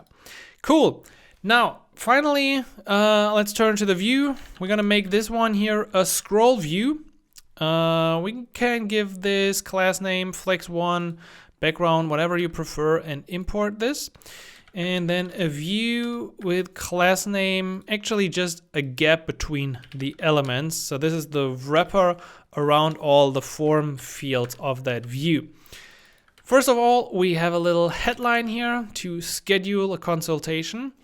We do have it up here as well. So let's say, please enter details. Maybe that sounds better. Then let's do this one by one. So first view or first input field will be the therapist ID. This is currently the value. We can change it. Yeah, I know this is probably not very practical, but this is still a little bit of a dummy here. I'll go for a white background, by the way. Okay. After the touchable opacity, I will also check. So let's see. No, actually, let's do the next one for the date and time. That one should be right below this. And here we're using the touchable opacity as well as the date time picker. Oh, something's wrong. That's good. So we have date time, touchable opacity. If I press the touchable opacity, it would show this date time picker here. And on change, this is actually interesting. On change, we want to call on date change. We'll probably, let's make this event any. I think it's just a typing issue here. Type any selected date is not assignable to then just fix it, my friends. Just fix it, please. Okay, selected date is optional. Cool story. Good. That's the second input field. Third one is for nodes. That one's pretty optional, so let's just drop it in. We got a little nodes field here, nothing too crazy. And finally, we have a touchable opacity again to wrap up this view. This one's using our handle submit function to schedule the appointment. So all in all, we can go here. We see all of this. I can add some notes and I can schedule an appointment, and it was requested. So we see it now here being marked as a pending session. Cool. We've already seen how a therapist can access those pending sessions. So therefore, let's just keep it like this and let's go straight to video calling with our therapist. So now that we want to use the video SDK from Stream, we need to set up pretty much the same thing that we did for the chat provider. And therefore, I will bring this in from our repository as it's the video provider. You're going to notice pretty much everything in here is the same. The only difference is that we now use the Stream Video client and Stream Video from Video React Native SDK. Everything else, like using the video client, then we check for the auth state, then we initialize the video client with the current user and call new Stream Video client with the API key and the token of that user. So also returning and disconnecting the user. And finally, just returning the stream video. This makes it extremely easy to just drop this into your own application. Just put it in there. It should work pretty much out of the box. The only thing you need to take care of is using this in the right place. So probably going to our layout. I don't know. Should we use it in here? We could actually also use this completely at the top of our application. Then we would have all providers in there. Let's maybe do that. That would be fun. So I will remove that stuff from here. And then we're going to go up to my layout. In here, under the gesture handler, we're going to place this. We're going to place the theme. Got everything. Okay. Additionally, I also want to have the... I don't know if I feel comfortable about this. It should only be available to signed in users, so I kind of rather still want to have it in here. I just made up my mind. I'm sorry about that. It happens, right? You sometimes also make up your mind again, right? So let's put it in here. Here we go. We got the chat provider, appointment provider, and now eventually we will also have the what was it called? The video provider, right? Chat, appointment, video. Good. And of course, close it down here. Cool. I also got the app now on my physical device, so that should help us to test out the actual video calling functionality. I've also deployed it to my Android device, so nobody can say it's not working on Android. No, it's actually working on Android this time. I made sure it does. So let's see. By the way, because I use it on a device, I use ngrok and created myself a simple API URL for fake reasons that I now use so I can access my local backend easily. Okay, we are able to go into a session here, which is Consultation ID. And that is the page that we now need to work on. So first of all, I think in the SDK from GetStream or Stream, I found that you need to request certain permissions for Android. So I don't want to, because I just said it works on Android, I want to make sure it really works. Then we can create a call using setCall and call from Stream. Is it from Stream Video? It should be actually from our React Native SDK, so it should more look like this. And we also need our permissions Android from React Native still. Why did you remove that actually? Okay, call could also be null, so let's set it to null in the beginning. We will need the navigation object. I will tell you later why. So let's bring in use navigation. You can do this from Expo Router as well. We also need our client again. So let's call client, and this time we're going to use the use stream video client hook. This one is pretty much like the chat list and gives us all the information that we need. Property client doesn't exist. Oh yeah, sorry, it's just like this. Okay, better. And finally, the usual is therapist call, because we might have something that's role based in our view. So what I wanted to do with navigation is I actually wanted to set my header. So I just wanted to show you a little different way of doing this.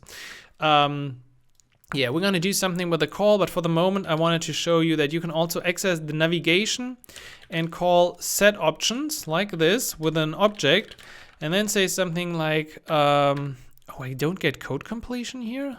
That's madness. Something like header back. Really?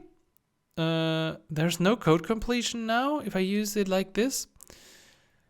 That makes me so sad. And also client doesn't belong here, it should just be called once. That makes me really kind of sad. But what I want to do is I want to set the title here to back, and I want to define the header. We could also do this from code, but you're trying something once to make it easier and then it's not working. It's a pity. Okay, again, if we don't find a call, we're going to show something like session has not started yet, because we, for some reason, haven't created the call object. This is what we're going to do now. In fact, let's also set up our use effect here correctly. Okay, and this one has client and ID as the dependencies. What we check, first of all, is, I want to do this manually now with you, no code completion. Let's create a call object using client.call, and we're going to use, just like with the chat, the default video call settings. And for the ID, I will use the ID as string. This creates our call object. The user can then join that call if it's created. So I can say call.join. And I would also pass in create true. So if the therapist starts or joins this session, it should be created. Once again, I'm making the note here that if you, where is it? We are now under video, audio stuff with the call types. So we're having a default call type here. Under roles and permissions, I have my therapist. And if you can't create a call, if you see errors in the console, it's usually because the therapist does not have the right permissions to, for example, start or create a call or add users to the chat. So make sure you appropriately assign the roles and permissions to the therapist role if you created that in the beginning, which I honestly hope. So here the person is joining the call. Now, if we do have that call, I want to call set call, so we have it available in our state. And if the user is a therapist, I also want to say call.start recording. So when the therapist enters, I want to use the recording feature and I want to start the transcription. This is actually pretty amazing because after the call, we will automatically have access to both the video recording and the transcription as it's stored on S3 buckets through Stream. You can also change this. So if you go into Stream, if you go into, where was this? I think it's like at the top level of that app that I saw that setting. So down here, you can specify SNS authentication, upload configuration for files and images. I'm not entirely sure where we plug that in, but I know that I've seen it in the configuration. So you can definitely upload your recording and transcripts to your own S3 or other buckets if you want to. Now, finally, I will add one more use effect block because once again, we want to make sure that in the use effect, we have a little return block. So if the calling state is calling state left, I want to leave the call to make sure everything is clean. With that in place, Oh, I'm actually, I think I hear myself. Oh, I should not do that.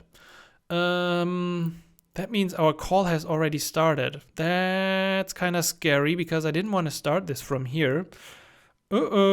Anyway, okay, let's see. We haven't implemented the view yet. So this one is, again, just like the chat, pretty easy. First thing we need is the stream call component. This one gets the call object. We haven't added that yet, probably. Or why is it red? Must have one parent element. Oh yeah, we shouldn't close it immediately. That makes sense. Now we can have our view. I will give this one class name flex1 to make sure we're covering the whole space. And then follows the call content. The call content, I think, can pretty much stand on its own. So let's hit save here. And then let's see. This is my therapist. So I will enter the session here. And I will also try to, hey, by the way, this is me. I will also try to enter this from my Android phone. So now, voila, we see many Simons. The client is connected, which is this Android phone. Okay, now we have sort of like an inception going on here. And then we have this one up here. I don't know how to do this, but I have a lot of fun doing it. And there are a couple of things that we notice about this. So first of all, what you're gonna notice is that we have controls. We have controls down here. And I don't want to see my head all the time. Maybe see a glass of water. We have automatic controls down there. We have a preview picture functionality. We have like who's speaking. We have some state here for the connectivity. All of this is out of the box. But just like before, you can now customize the call content in different ways. So you can change the layout. I think the default is already Spotlight, which will focus on that one user. You could also change that to grid if you wanted to. Do whatever you prefer. I think this one's actually pretty good. And now I don't want to get the reverb. Oh no. That's not good. I will actually probably leave that one here, so we just see that one user. Okay, then we also have more options here. So we can have an on hang up call handler. In the on hang up call handler, you can do something like leaving the call. What I want to make sure is that we also stop our recording here. So I would call stop recording and also stop transcription, and then we can leave that chat. Now, speaking of making custom stuff, let's see how we could customize this down here. By the way, we probably want to have some bottom safe area down there. Should we have like background dark or black or something? Yeah, then it looks better. So these options are, of course, to like mute myself. And could I also join from here? I think I can. Yeah, I just don't have the camera. But I still could join. That's cool. That's pretty nice. And what I want to show you is that once again, you can plug in your own components. Just like in the chat where we had like custom messages, we could do the same thing. And you could now have the double Simon in Simon picture here. You can also see me from the side recording this, right? So, hey, what's up? This is how I do it. Welcome to my YouTube Live. And what you can do is, let's bring in the component that I had in GitHub. So there was one more component called custom call controls. If you go into the custom call controls, you will see that down here we export an object. I actually made this using our own isTherapist. So the cool thing really is that you can like pick and mix between your own stuff and the predefined UI from Stream. So I made this view using NativeWind. Then I said, okay, please use the toggle mic, the toggle camera face button. And if the user is not the therapist, I want to show this reactions button, okay? So that would be funny. And then down here we have, once again, a standard one using the hang up call button. We can now plug this in by just going into the call content once again and saying, hey, for call controls, please use my custom controls. Let's hit save, and we do have our own controls. That's pretty cool because it's really easy to override that stuff. So as a result, once again, this is my, this here is the therapist. Therapist does not have reaction. Client does actually have the reaction. So where do I press now? I want to do something like this. Did I hit it correctly? Yeah, then we see it up here in my own preview. Okay. We maybe want to change this back to Spotlight. I don't know. What's the best thing? I honestly don't know which is better. Maybe Spotlight is better because then we can actually see these reactions in multiple screens and you get like Simon on all the places. I hope this is not confusing. I should probably put this to the side. So you see at this point we got this. I can hang up the call or I could also switch between the camera. So some more inception and finally end the call, which would end the call for me and also the person. I just haven't added the leaving. So on hang up call, I should actually by default leave that view. Maybe I should add that in here as well. So now we have router back included, const router, use router. Add that, and if you now hang up a call, you should see that you're leaving that view. Good. So that was actually quite fun, and to be honest, kind of easy. Like just wrapping up the video provider around our view and then joining a call creates the call. And you can always go back here. There's the same Explorer, just like we had for chat messages in Explorer. We do have it here as well. I don't know exactly which call it was. It was probably this one. I don't know. There is also a recording. So right now, if I copy that, this is, I have no idea. Is this the recording? It might be the recording from today. Yeah, I think this is the recording from today. So you see, it actually already made the recording. That's pretty great. That's pretty cool. I should use this also because, and now the funny thing comes, there should also somewhere be a transcription of this. We're gonna figure this out. It's set to transcribing false. If the transcription wasn't created, no problem.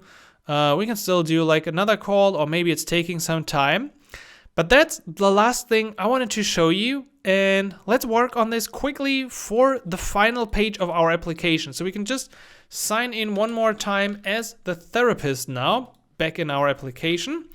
One last reload. Going to the recordings page. And here we want to now show all the recordings. And yes, I've blacked tons of ads. Thank you for that.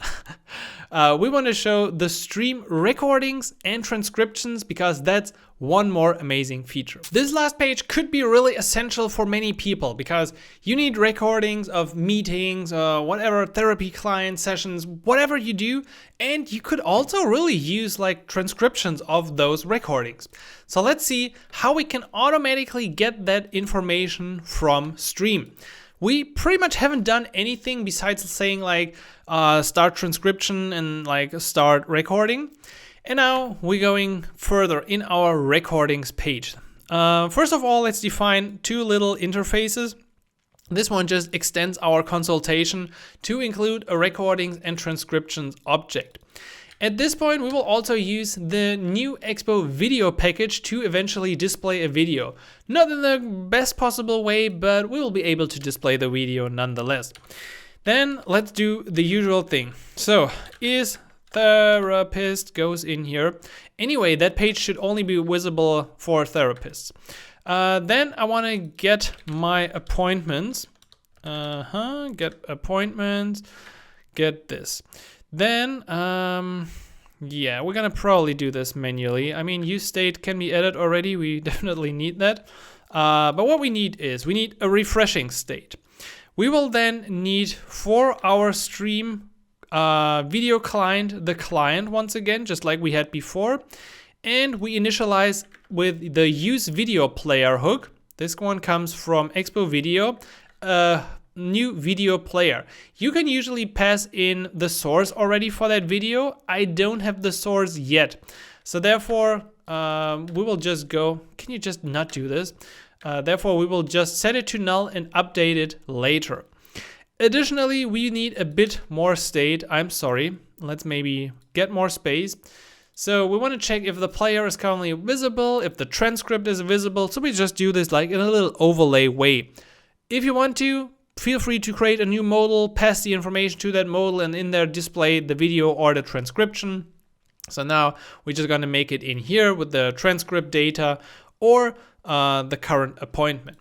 Now, if for whatever reason the user came to this page and is not a therapist, we will just return early. Then we want to make sure that we first load all of our appointments. That will make it a lot easier to simply, let's see, do we have, where are my appointments here?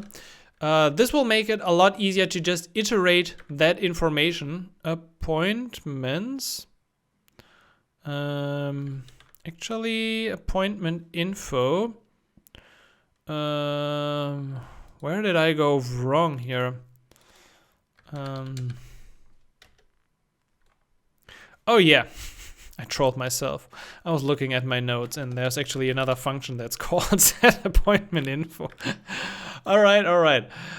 So in the set appointment info, we're gonna do, well, not really magic, but we need to await some promises. So we can use await promise.all to await an array of promises. In this, what we want to do is we want to go through all of our appointments that we now have. You could of course do some filtering, like just get the last 10 or so. And for every appointment, we want to do something.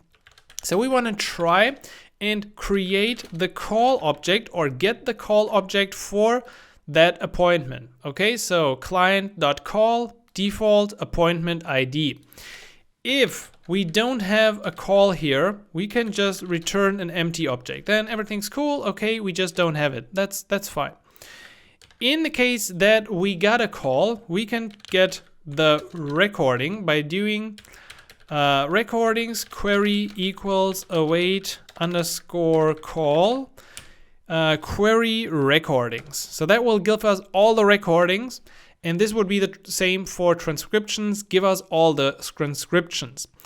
Then we can set this on our object. So the one we extended on the interface could be set to recordings query dot. I think this should be recordings, and this one should be transcriptions. This actually might be undefined as far as I know, so we just want to make sure. Also in the catch block, we could say appointment dot recordings is an empty array. So that should give us all the information. We await all of this, and finally we call set appointments with the appointments. Let's also log this out and see if I open up the debugger here. We see an array of 3 elements. Okay, so here we see we do have an array, 1 recording with the URL. We have no transcriptions. Here we have an array with, yes, we do have a recording and we do have a transcription here. That's good. So let's check out that file and how it looks. Okay, I hate it when that happens. Okay, this is a very short transcript, but it is a transcript. As far as I know, this is just line by line information. Let's see if we have a longer transcript anywhere. The third one has 2 transcriptions. So we have this one down here. Let me check out that one. Well, that's not really too long. And this one. This one is actually a nice transcript. Here we go. We can't really pre-print this, but this is pretty much all the text I was saying before. So we're gonna try and show this on the screen as well as the recording. And we do have the URLs to the files and the transcriptions, so it should be pretty easy.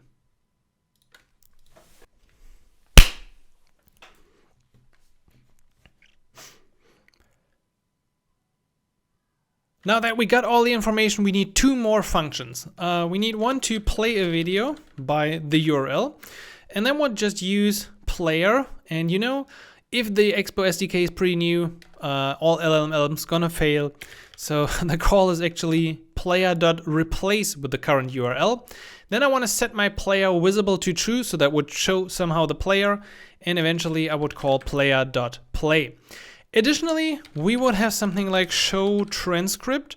That would load the information from a URL. So you've seen it is included on a URL, and we might also have the appointment info. Now, I actually don't really want to code this. I just asked ChatGPT how we can parse a JSON-L file, because this is, as far as I know, a JSON something. So this is not JSON, this is just one line is one object.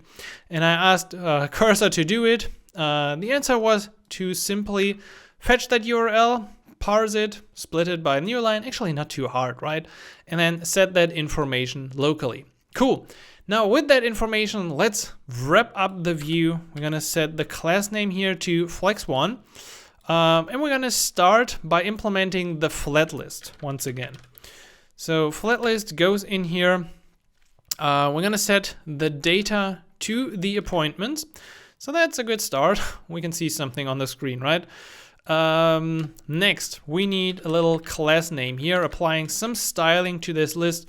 I will give this flex1 and background gray 50. Okay. I will also give the content container class name some padding everywhere. Okay, that's good. And then we do have the item. So the item, and we can get the appointment as well from that item. Let's begin. The item should have some background color here. This should actually now be appointment ID. If I go to recordings, we see 3 IDs. I want to try and make this now as easy as possible for you, because this is a bit confusing. So every appointment that we have can have multiple recordings and it can have multiple transcriptions. Both of them are an array, right? So we need to account for that. Let's first show some general information. This would be the general appointment information, like which client, with time, and what else. So once you got that, the view is closed. We can do the next part, which is for the appointment recordings. For the appointment recordings, I would like to check if we have recordings, and if that length is greater than 0, I would create this view, which is just recordings. And then we would go through each of the appointment.recordings. As I said, this can be an array. There could be multiple recordings. And for each of them, we're displaying a touchable opacity that would play this video file. So we see we actually have 3 recordings in here.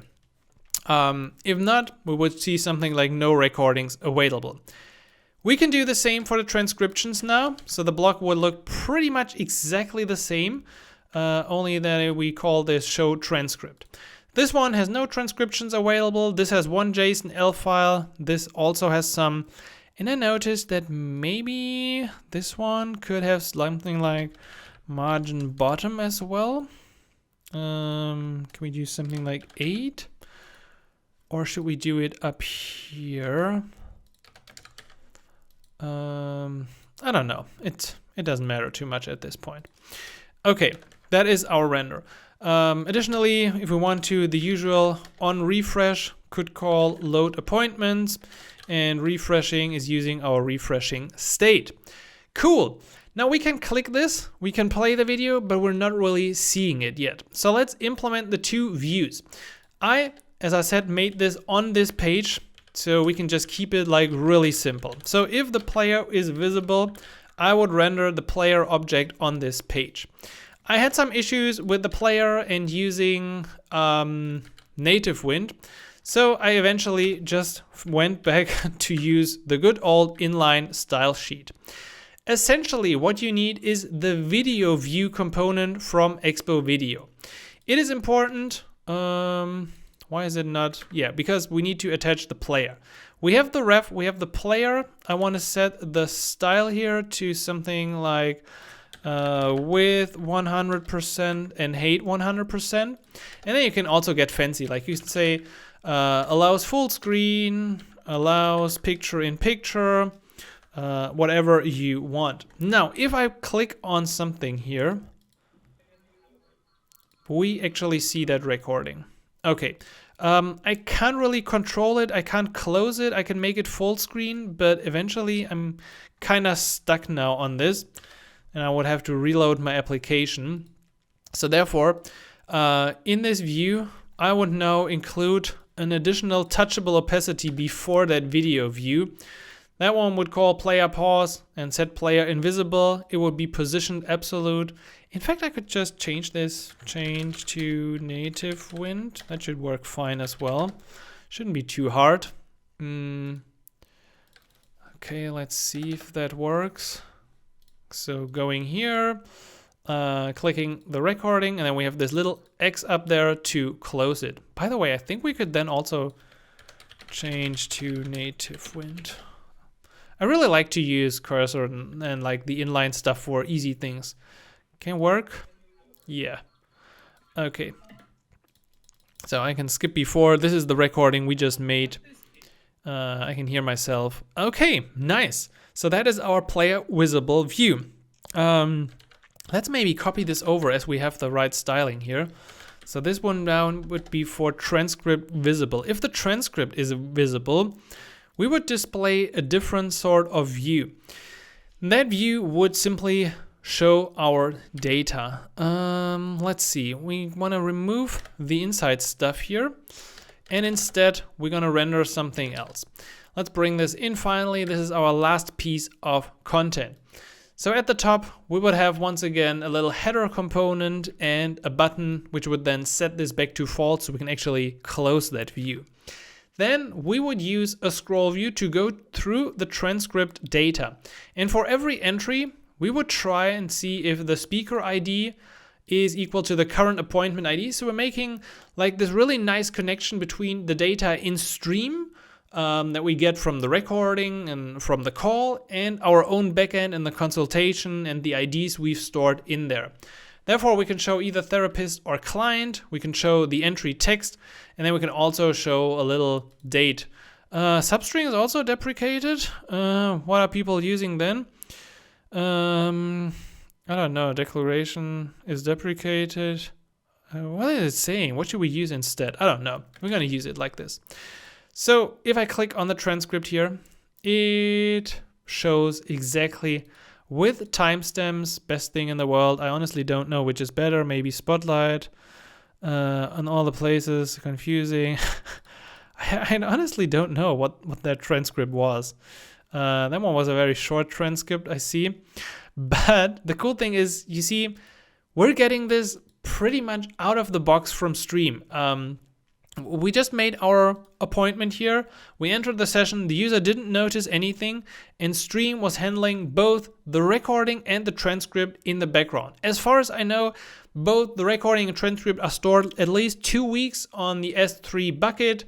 During that time, you can access it. You probably might want to plug in your own bucket if it's especially privacy data or sensitive data. You want to have this in your own environment, and also you'll be able to store it much longer. So maybe after a call, you could then also say something like record or store this or delete this, or you could just have this as a policy that it's only available for 2 weeks to review. But at this point, I'm sad to inform you that we've actually done it. We've built our mental health application. We have a nice login for our users. We have different roles in here.